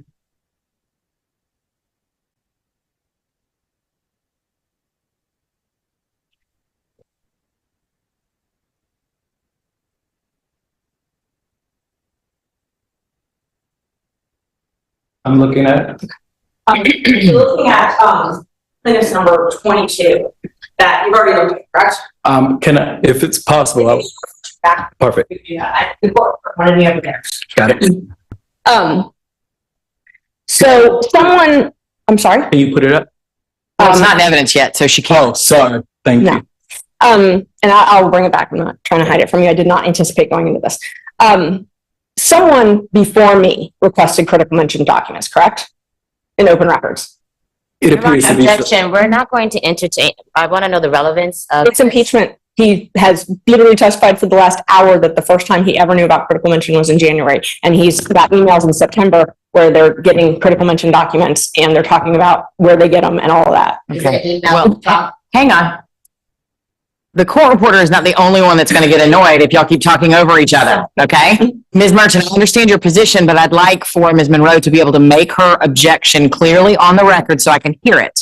Ms. Monroe, what is your objection? Okay, so this is the first time we're seeing this exhibit. I roughly went over it. I was not aware that this was a document produced outside of the open records request, the underlying open record request in this action. Okay, well, So the hang on, let me back up for a minute. So she hasn't actually offered that document into evidence yet. Mhm. She's asking the witness questions. Mhm. She's given him an opportunity to review the document that she thought, I guess, might refresh his recollection. I don't know. Mhm. But so we're not right now objecting to the document itself because it's not in evidence and I don't know what it says or what it's about because it's not in evidence and I've not seen it. It's not even been offered into evidence. Okay. So is your objection to the line of questioning that Ms. Merchant is pursuing? No. Okay. Then we'll preserve the objection to the document if and when it arises. I'm not the first person who made an open records request to your office about critical mention documents, correct? You are not the first person. A lot of people have. One requested them back in September of 2023, correct? It appears to be so, yes. Okay. And that request was for critical mention from May of 20. Sorry, that document is not in evidence, so you can't read from it into the record. You can ask him questions Yes. about his understanding of it. That request was similar to my request, asking for critical mention documents. I cannot speak to that open records request as it was not elevated to me. The request that was made in September 12th, 2023, in regards to open records request, you're saying that was not elevated to you? It was not elevated to me. Would you consider an email being forwarded to you, elevating it to you? That's a possibility that an email to me can elevate the matter, but that particular request was not elevated to me. Okay. So we can agree someone requested in September 2023 critical mention documents. We can agree that critical mention was a hot button issue. And we can agree that that person asked for reports. I don't know what that person asked for. It wasn't elevated to me. Okay. And you're the open records custodian now, correct? I am the, Okay. and I have testified that I'm the records custodian. The answer is yes. Would seeing the open records request made to your office refresh your memory as to what was requested? Possibly. Take a look at that. When you're done, let me know. I have looked at this. You have. Okay. Yes. Unfortunately, The requester asked for critical mention reports, correct? based Hang on, on, still not in evidence. Yeah. If it refreshes his recollection, or if you'd like to offer it into evidence, you can, and then we can talk about the document. But you can't get the substance of the document in just by asking questions about it. Judge, and what I'm trying to ask him is if there was an open records request for reports from critical mention, if this refreshed his memory or not. If it did, So And two things, and I'm not trying to be overly difficult about it, but one, you didn't actually ask him, does that refresh your recollection?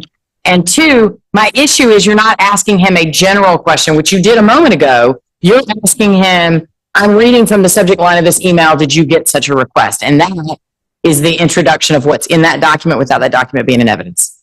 I know it's nitpicky, but it's okay. Did you review the email attached to this document? I reviewed the document that you presented to me just now. All right. And is your email dexter.bond@fultoncountyga.gov? I answered the question. Yes, that's my email, dexter.bond@fultoncountyga.gov. Okay. And does this contain emails to which you're a party? It appears that I've been emailed on that thread. Okay. Judge, I would move to admit plaintiff's exhibit number 2. Ms. McGrath? Sorry, 22. Your Honor, we're objecting as to the relevance of this document. Okay. I think the relevance Ms. Merchant said a moment ago when we were talking about the document was it went to, she wants to offer it for impeachment purposes. And so I think that's a valid reason to offer the document. And I'm going to overrule your objection and let it in. Exhibit 2 or 22? 22, I'm sorry, Judge. Exhibit 22 is admitted. Thank you. So Your Honor, quick question. Exhibit 2, is Exhibit 2 the actual open records request or the email thread? What is it has been admitted?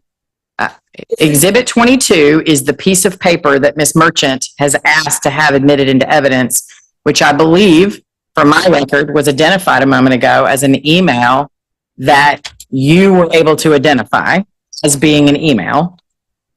And based on that, it's been authenticated and it has moved past a business records exception. And therefore, the only remaining issue as to its admission was hearsay, and was relevance, and I overruled Ms. Monroe's objection as to relevance. So that document, whatever it is, and y'all are going to educate me about it, a sufficient foundation has been laid for it, and I've admitted it into evidence. thank you. All right. The requester asked for reports and payments in September 2023, correct? So in the emails, the answer is no, the first page. In the second form, which is not an email, that I don't, in this, an open records request was made. Two different things. The email thread on page 1 of this exhibit is an email in which, yes, I have testified to that I am on the email. This second page, which I cannot determine is related to this particular email because it is an open records request that is from an external sender that looks like it's from the portal. I don't know the condition. So I will have to renew my question. Are you asking about an email? Are you asking about an open records portal? Because they're two different things as I see it. So it's not one page. I don't know what exhibit 20, what are you referring to? Are you talking? I'm referring to their collective exhibit. How do I, based off? They're admitted into evidence. Go ahead. Exhibit. Yes. They were provided, and I can present to you, they were provided by your office in response to an open records request. Received. One page, we can agree, one page appears as though it is the portal request where someone, another attorney, filed an open records request, correct? This appears to be a portal request. and I'm not trying to yell at you. I'm trying to talk loud enough for someone Understood. to go back there and we can look at the same document. I just want to apologize. I'm trying to raise my voice. You're fine. Okay. So this page is an open records request in September for critical mention. This second page, Yes. yes. And this page, if we had a very long piece of paper, Erica, and is Erica Willingham the person that you were talking about earlier? Yes, my 24-hour designate. That's the person we were talking about, correct? Yes. Erica forwarded this on September 12th, 2023, correct? To whom? Forwarded to whom? Look So at if you look at, and I really don't want to. from Erica to Erica. So yes, follow. Let's see. Subject, work order. All right, so the subject of this email, actually, can I just share this? Or reporters on video? Is that possible? The microphone? Yeah. So unfortunately, mine are affixed to the table, so you can't just pick it up.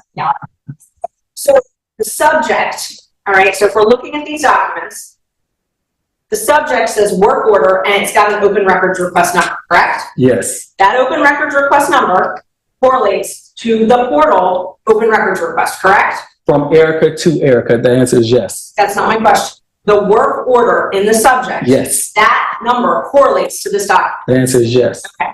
So it's fair to say that this subject matter of this email, this is the email that was forwarded, correct? If that's an assumption you're willing to make, yes. Okay. And Erica Willingham To the Erica Willingham, yes. forwarded on September 12th, 2023 at 9:39 p.m. Yes. to Dexter Bond. That's what it appears to be, so yes. The subject is who is Critical Mention Inc., correct? Because we don't know who that is. Okay. Erica. The email says, "Hi Dexter, see open records request. This requester is saying we purchased a service from Critical Mention Inc. They're requesting the invoice and reports." That was forwarded to you on September 12th, correct? September 12th, 9:39 p.m. We work late, yes. I'm sorry, what year? 2023. Thank you. Yes. And then on September 13th, 2023, you, Dexter Bond, forwarded that to a Natalie Zellner, correct? At 8:17 a.m. first thing, Natalie, please provide, thanks. Yes. Natalie, please provide, whatever this request is, Natalie, please provide. I'm designating it. Yes. Zellner, that's the same person that we talked about yesterday whose email was on one of the forfeiture documents, correct? Natalie Zellner, Zellner. You can see her email address. So no, her email was not on that forfeiture document. It's the same person. I don't know who that person was on that second document. Okay, so do you know any more than one Natalie Zellner? No. Okay, so if Natalie Zellner appeared on a document with your name for forfeiture, and Natalie Zellner appears on your name with your name on a document here, is it safe to assume it's the same Natalie Zellner? You can say that. Okay. Ms. Berg, forgive me for interrupting. Ms. Bergdorf, is that the document that you're sharing on your screen now? Okay. Oh, well. Thank you. Thank you, sorry. Perfect, that's good, thank you. Okay. So can you go down to, just a little bit further down? Okay. So you wrote back, thanks, DQB Jr. Dexter Quentin Bond Jr. Yes, that's my initials. I'm assigning this to Natalie because I don't know who Erica doesn't know who critical mention is. I'm assigning it to Natalie. Natalie, please provide. Great. Okay. And then can you forward up a little bit more? All right. And then there's an email on, let's see what the date is. So the same day where Natalie emails and copies you, Jeff DeSantis and Pallavi Bailey. That's the person that you were talking to earlier, right? Yes, Jeff Okay. and Pallavi. Open records request, who's critical mention? Natalie says they received it. Is this the service you use? Because we don't know what it is. Is Right. this the service you use? Okay. And if you can go up a little bit more. And then it appears as though you sent an email that says, Tashika, I am including you in this email. This may be something that you and I discussed, correct? That is correct. Tashika is my IT person. I'm assuming that this was brought to my attention at staff meeting. I'm assuming, consistent with my, hey, what is this? This is something we should discuss. And in October, in response to this open records, you provided the same 44 pages to this requester that you provided to me in January, correct? I don't know, because again, the 44 pages wasn't elevated, neither was this open records request. I'm seeing this open records request for the first time as I sit here today. So I don't know what was provided in October in response to that, your open records request I testified that to, or in October. I don't know. It wasn't elevated to me. You rely on IT to preserve documents, correct?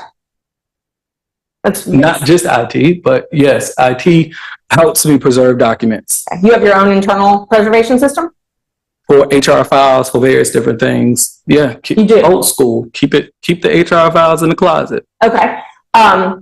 You explained to us that you know how to go to IT if you need to, correct? Sure do. Okay. And this is, Tashika, I'm including you in this email as well. This may be something that you and I discussed. I'm not asking you about this document. You said IT. That's an example of IT. I'm sorry. If you know how to go to IT if you need to. That's an example of it, that document. So you know how to go to IT if you need to. Tashika, I need you. Okay. And you did elevate my request to IT once you got the subpoena, correct? Objection, Your Honor. Are we talking about the IT within the district attorney's office, or we're talking about IT from Fulton County? Because they're two separate. I agree. I'd love to know the answer to the question, Ms. Monroe.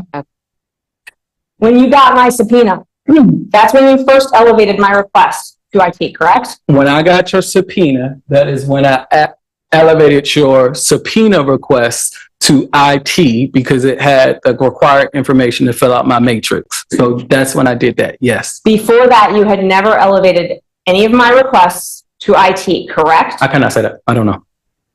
Because You again, fill out the ticket, right? it's you. There's certain, you're assuming that I am dealing with 100% of open records. I'm not.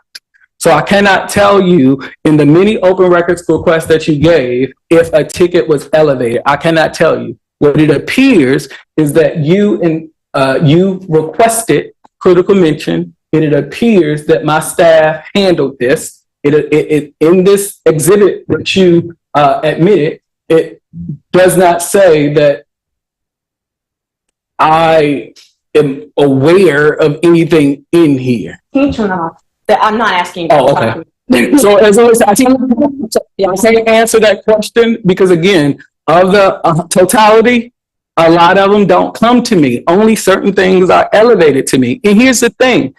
You told me that I gave those 44 documents to someone else. That someone else never came to me, right, and said there's a problem, just like you never came to me and told me there was a problem. My question was, Okay. did you go to IT on any of my requests prior to the subpoena? Dexter Bond, I don't believe I did, except for the subpoena. Okay.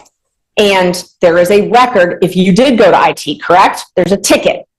There's a matrix form that I would have filled out. Okay. Or someone from my staff would have filled out. So if you had elevated any of my requests to IT, there would be some evidence of that, correct? If my staff had enough to fill out that particular matrix, there should be a matrix filled out because that's how IT operates. And in this case, I mean, you had talked about IT taking a very long time to produce documents. Is that, you mentioned something about that? IT's practices takes a long time for native forms. Okay. In this case, though, well, and I'll ask IT that.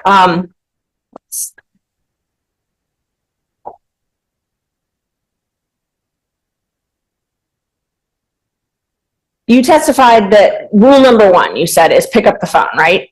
Rule number 1 is pick up the phone. Let's communicate. What I've learned, if there's bumps and bruises, you need to communicate because that heals bumps and bruises. Because if you don't communicate, you end up in a courthouse. You didn't do that with my request, though, correct?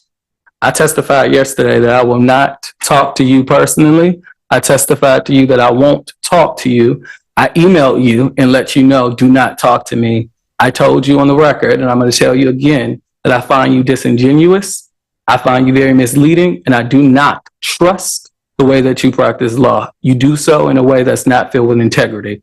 The Mr. Open Bond, Records Act do not. Mr. Bond, I understand that you have strong feelings about Ms. Merchant. Thank you. Sorry. You've communicated them clearly. Sorry. But I need you to actually just answer her question, which is, did you communicate with her about, I think your question was, did you, Mr. Bond, communicate with Ashley Merchant about the nature or scope of her requests? On January 26th, I wrote you a letter. And my question was just based on your number one rule, pick up the phone, if you did that with me. That's all I asked. Did you do that with me? No. Thank you.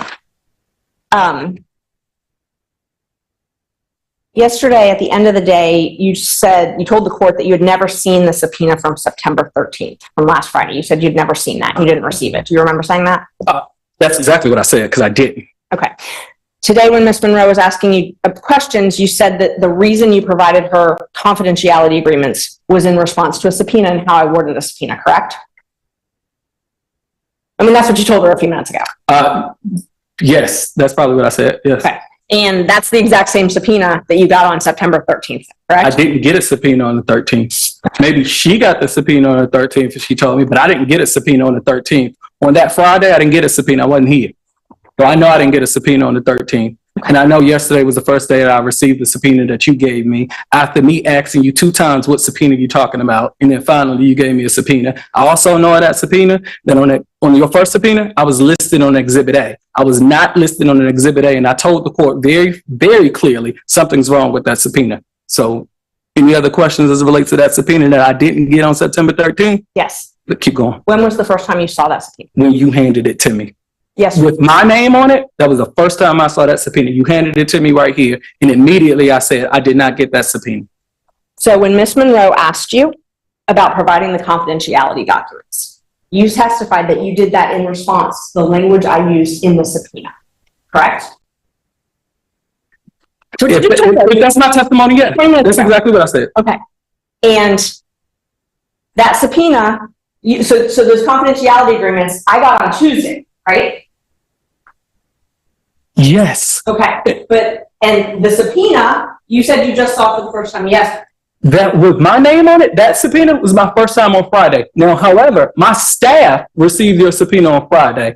I forwarded that subpoena to counsel on Friday. Counsel then said, hey, we have another subpoena, which I was not listed on the Exhibit A, so I assumed it had nothing to do with me. And at that moment, I said, hey, this subpoena is different from the second subpoena open records request. And then that's why I said, you need confidentiality agreements. So no, if you're talking about the subpoena with my name on it, dated September 13th, my testimony is that I did not receive it. Let's be very clear.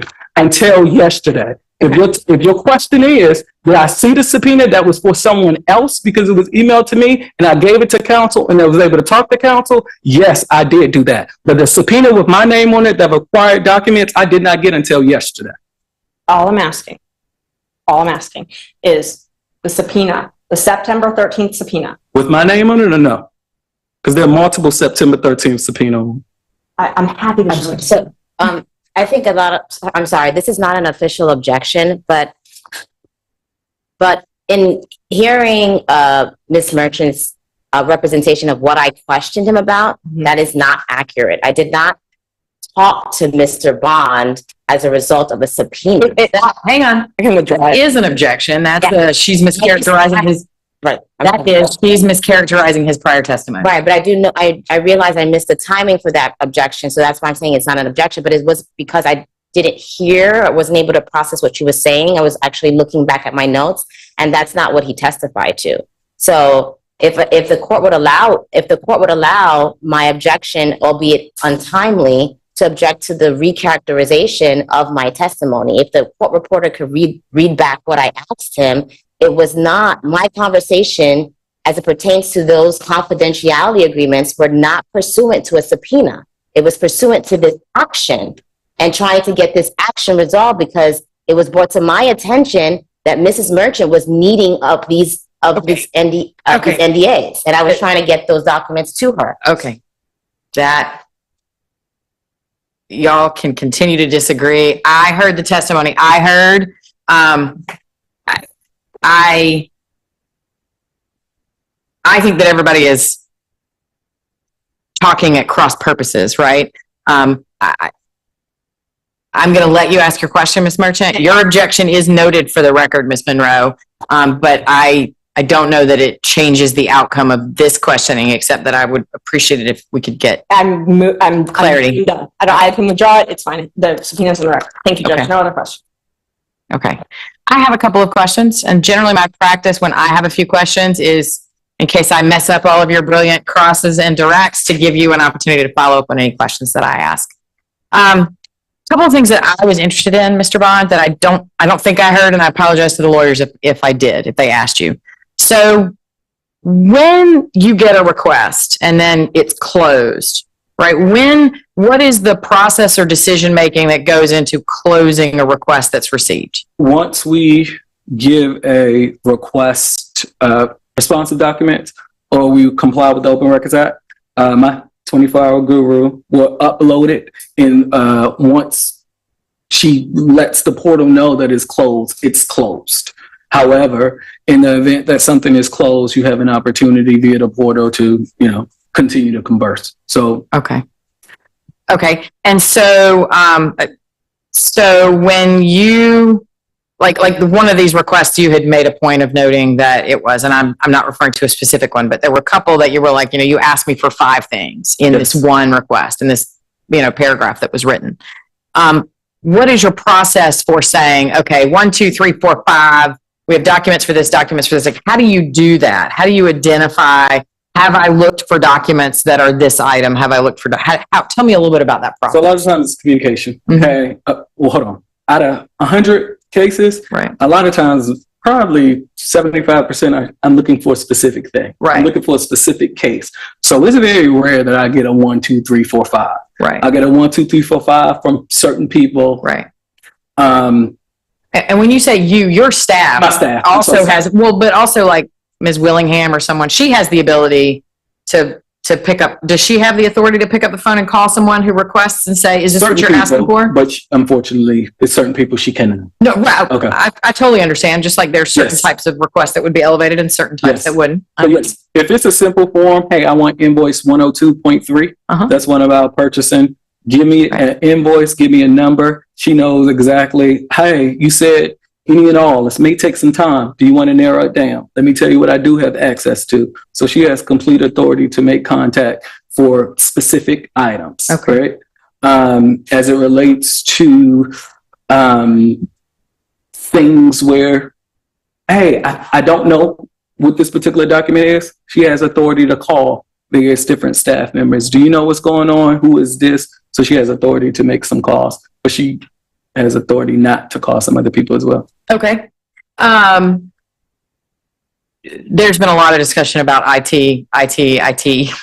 I'm still not sure I'm clear on the extent to which there is a Fulton County District Attorney's Office IT and what authority or what's within their organizational control and structure versus Fulton County's IT department. With full disclosure to everybody that, of course, I also have to, ask questions of the Fulton County IT department sometimes to make my email work, for example. So I like that example, email work. I got 4 people staffed to my IT department. It was 4 reduced staff. If something's wrong with your computer, something's wrong with your phone, something's wrong with any app, you call your IT department. That's internal. Sometimes they're a second layer. Hey, I know who people are strong on technology. In the event that I need my IT department to stand over Jeff DeSantis' shoulder to make sure that he's using the search tools right, I'm going to call my IT department. With the understanding, if you're looking for specific emails, I can do so for maybe a year. I know my email goes back to a year. I have a lot of emails. If you're looking for anything beyond that, then I'll call the county IT department. They can go into archives. They can do things in native form. They can do things with, contracts, and they have the capacity to do things on the AML list. They have those things. Okay. And then what do you do about, let's say you, like, for example, this list that's been requested, right? And I understand your position that there is not such a list that exists that has the names of all the attorneys that work for the DA and their dates of hire. I understand that. To what extent, when you receive, and we can use that as an example, but my question is intended to be broader. I understand. if you have something that that is partially responsive, like let's say there's a list of everybody, of all the attorneys that work for the DA, but it doesn't have dates of hire on it. How do you determine when you will try to make an incomplete response or something like that? All right. First, rule number one, I get on the phone. Hey, I don't have that list. Let me tell you what I do have. Mhm. Do you want hire dates? The hire dates aren't necessarily specific. Hey, and then we can have an open dialogue, me or my staff, depending on what it is. What can we do? How can we help you? But again, sometimes it's very clear. Let's say it's a nonprofit or something, they're doing an MOU for a grant. They know exactly what they're looking for. So it's we can walk through. Right. However, if it's something that's, I don't know what's going on, and Your Honor, I accept the fact that without communication, things become very difficult, right? Because my response or my analytical response is reduced to me and my staff, right? In this particular case, communication has been taken out. In my opinion, Your Honor, Open Records Act doesn't require me to pick up the phone and have a conversation to someone or a constituent. It requires me to look at the four corners of the request and make my best response, and then invite a new Open Records Act and respond accordingly. Okay. I have two more questions and then I'll let you guys follow up if I've messed anything up. One, I've heard some mention of a person by the name of Tashika, and you identified her as an IT person. Is she in the Fulton County District Attorney's Office IT, or is she county IT? Funny. Let me explain.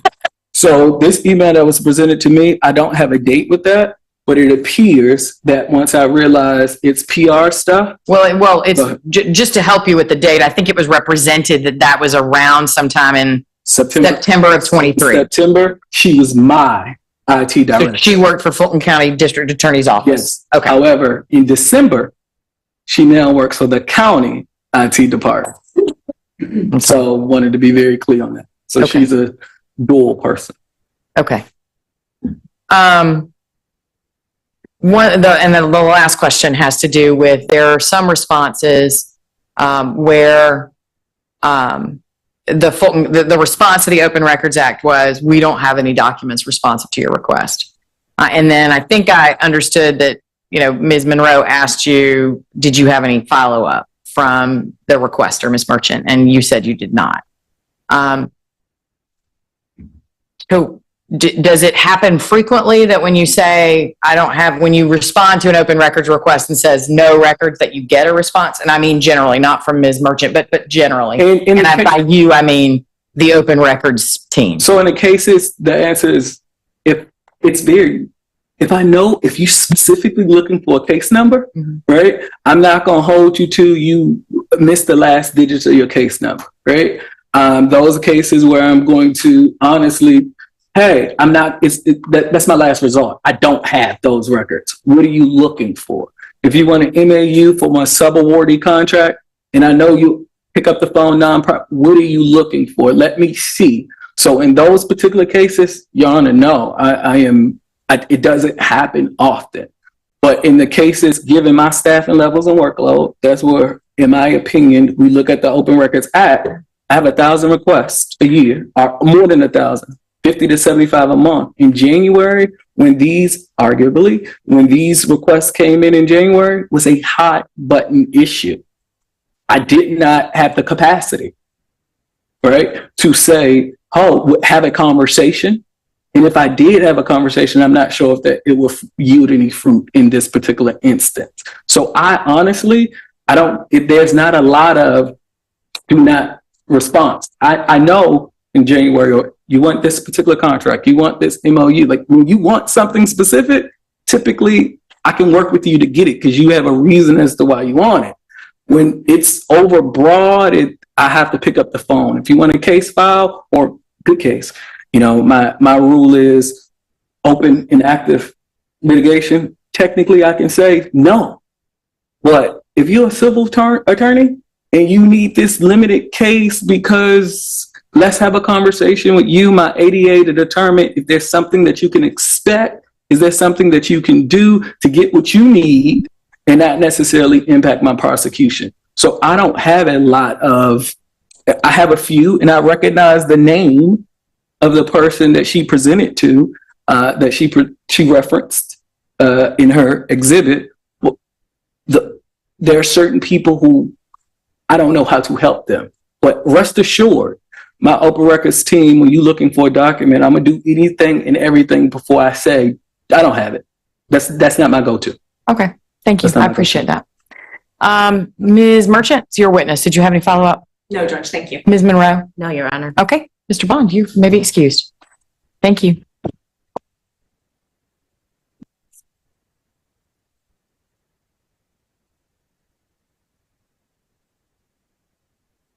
Okay. It is 12:30, but also knowing that we're going to lose Ms. Merchant at some point, I was thinking that we might continue if people need a comfort break as opposed to like a longer lunch break and go ahead and keep moving along with Ms. Miller. If that's okay with everybody? I may have some good news. Okay. Based on his testimony, we don't need to call Ms. Miller or IT. He's answered the questions about that, so I don't think we need to call any other witnesses based on his testimony. Okay, Ms. Monroe? For this, if we get to damages, we'll need to do that. I'm sorry, we're conferring. If you could just give Sure. a moment.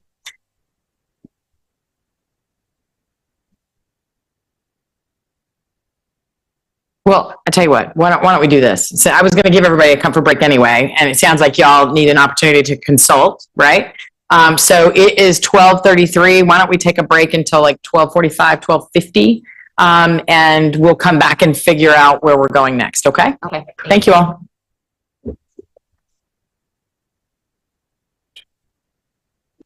We're still leaving at 1. But that's what it's gonna say. And I don't have a lot.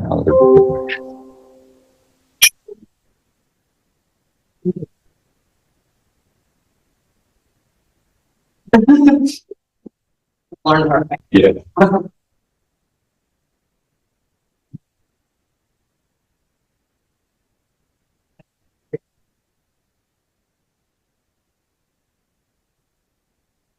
And that would be the only.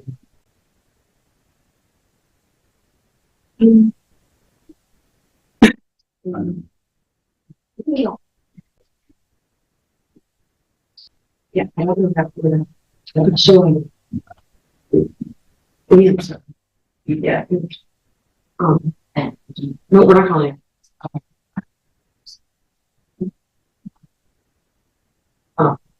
That person's issue.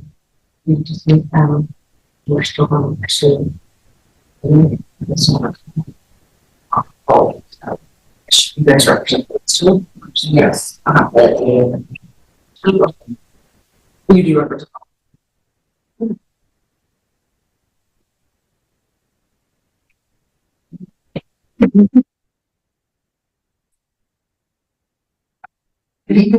Oh, I know it is. But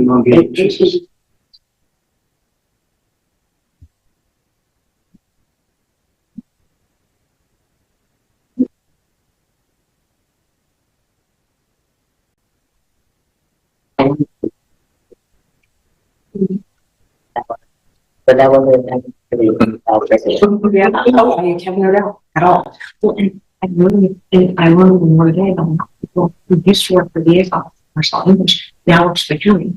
But at the time, it looked like she was in. Yeah.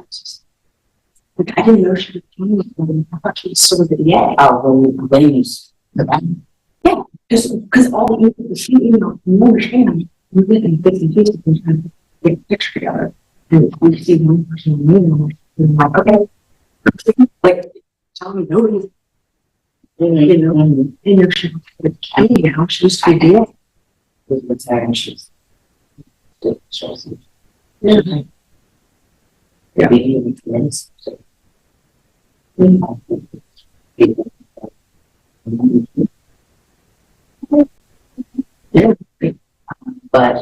But it just makes any sense. It's not true. It's very. Yeah, but they updated the Record Protection Act. Yeah, they specifically did that so that they, they're not just, oh, it's in the cloud. Like, you know, the bar updated and others, like, we can't just, when someone requests, and it's not an open request, you can't just say it's in the cloud, like. The cloud is like ready.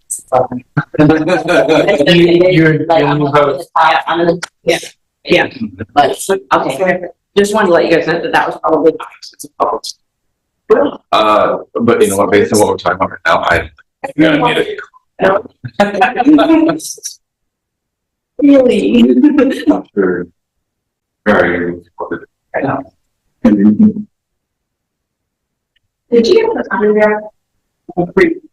12:45, I think.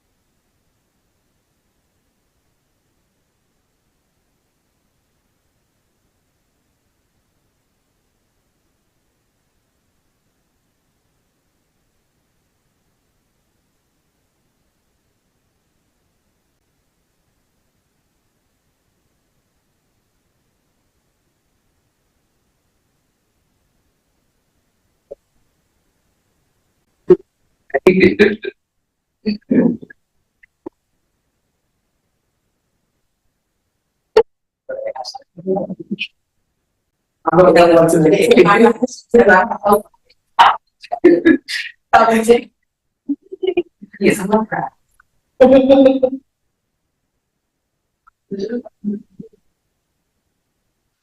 No, she didn't give us one. She just gave us a brief.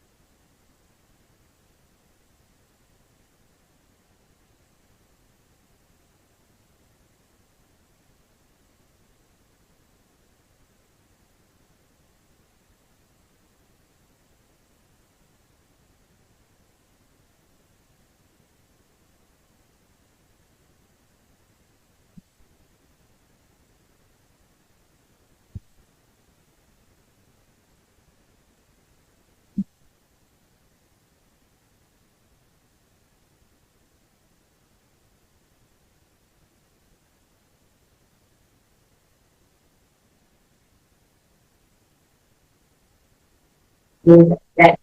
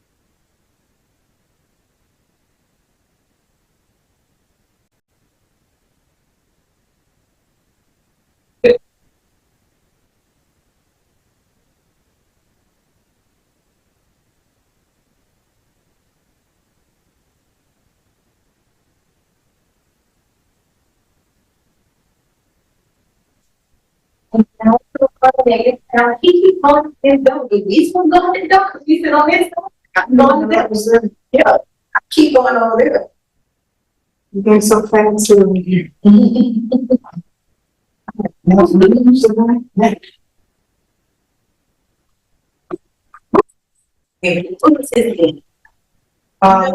What is it? August 23rd, for some reason, but I got it. I remember Cindy sent me, this cookbook. She sent it to me. We got here. Cindy, very much sent me the name of it. That's all. That's all. Only thing I don't know where the court reporter is. I got it. No, I mean, I can email this, the exhibit, I really didn't want. Yeah.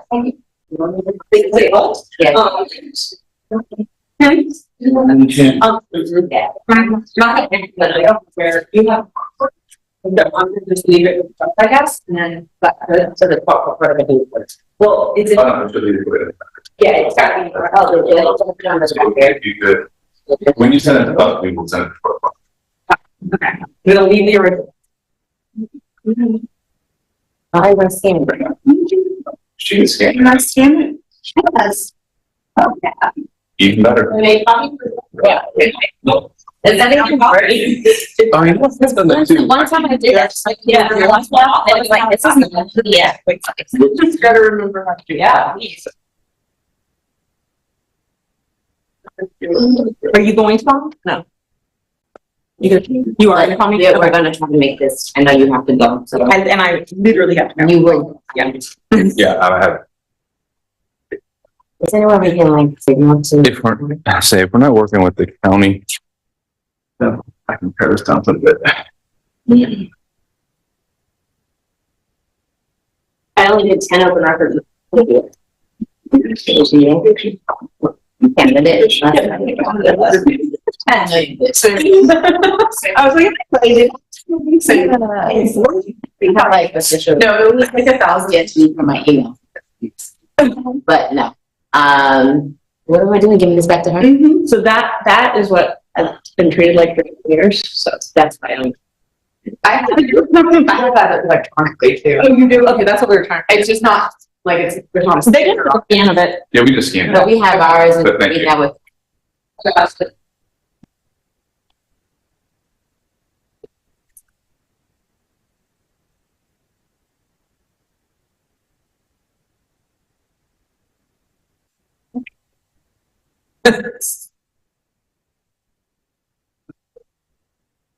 The records can't be shared. I very I got.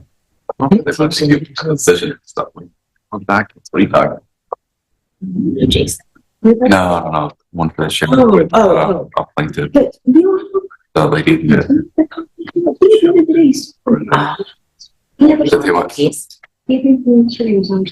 Records request for the videos and giving the body more, but wouldn't give me. Oh, I think it's when I was something and then you had, you're interested in that. There's a ton of stuff that says. Responses. I sent the responses to request for admissions and then send the rest. I was like, I'll get the rest. Because I don't trust him at all. And then, Like, seriously. I mean, we may have to have a compliance.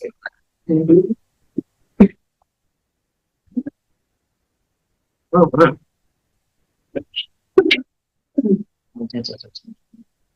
yeah, well, I imagine. But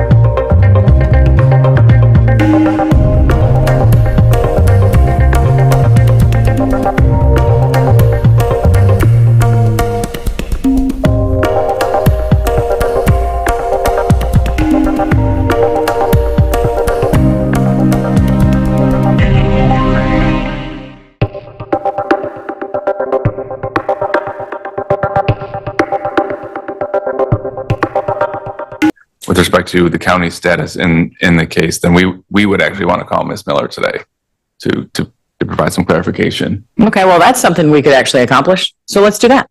Well, I'll make it easier, Your Honor. Our intention is to dismiss the county out of the lawsuit. So if that's the reason they need her testimony. Look at y'all, reasonably talking, working things out. Yes. Ms. Parkinson, Yes, please do, Ms. Merchant. Good luck to you.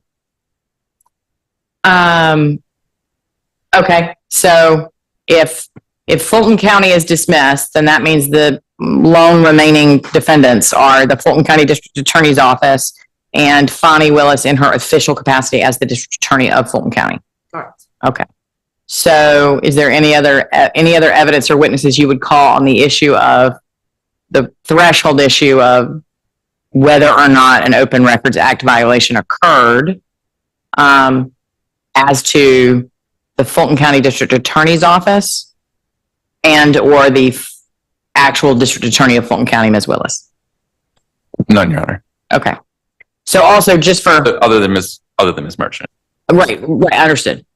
So and also to be clear, I am still in the process of finishing the order that I verbally gave to y'all, but am entering. My goal is that it will be entered today.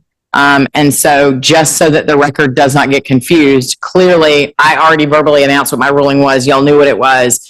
To the extent that you're going to dismiss Fulton County, if you will wait and have it not entered until after I enter my order not dismissing them, because otherwise the Court of Appeals will kill us all if this ends up there. Yes. We wouldn't be dismissing them, but for the testimony that made it clear they did not have any involvement there. Well, I understand. And again, my ruling, much as Ms. Monroe disagreed with it, was based on the pleading, such as they were at the time, on the motion to dismiss standard. Okay. So I think where we've left it is there are no additional witnesses that we can call. I expect that what will happen is that we will reconvene. I'm going to issue a notice, and it will be for a reconvening either on Monday the 30th or on Wednesday the 2nd. If it is the 30th, it would roll over into the 2nd, probably not the 1st, because I've got like my end of the quarter criminal calendar with like 90 positions on it. What I will expect to happen when we reconvene is for the defendants to call Ms. Merchant in support of their case that a violation did not occur. And then I assume that the parties would then make argument and would be looking to me for a ruling on that issue so that we would know either we are or are not proceeding to a damages phase. Is that everybody else in agreement about what's going to follow next? Yes. Yes, Your Honor. Okay. And then the last question I have, which will help inform to Ms. Alabi's point earlier, is alibi. Okay. To Ms. Alabi's point earlier is,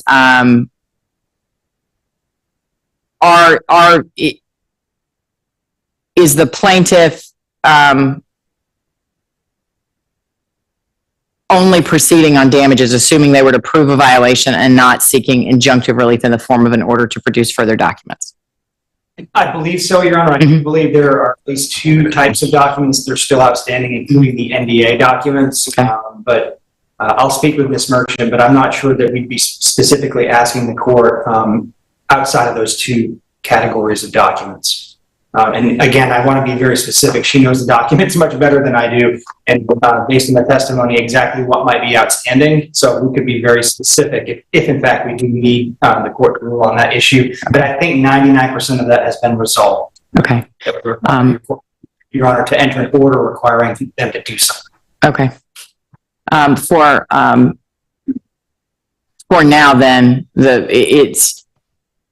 there was previously some indication, I think, that there was a valid point, that there was some previous indication that perhaps no injunctive relief was necessary or needed at this point or appropriate, right, under the circumstances. And again, everything I'm saying assumes that I were to find that there was a violation of some sort in the different requests. But for now, we're going to leave that open. But I would be looking for, before we ever get to that point, some clear understanding and announcement from the plaintiffs? Is there additional information you're looking to receive? Or is this an issue of we're arguing that they didn't comply and here are our damages? Yes, Your Honor, we'd be happy to write the court and advise you specifically exactly what needs to be done as to what specific thing, either later today or early next week. Understood. Anything else from the defense? Ms. Monroe or Mr. Bowman? Nothing further, Your Honor. Ms. Allaby? No, thank you. Okay. Okay, well, I guess everybody have a better weekend than we thought we were going to have. It is 1:10. We are adjourned for the day, and I will issue a notice to let you know. Likely it will be about 10, maybe 10:30 that we'll begin, because I know that's easier for some people. Also, I think I have a 9 o'clock motion for new trial. So we'll plan to start around 10 or 10:30, but I'll issue a notice so you'll have it. Yeah. Thank you all. Yeah. Have a good day. Yeah.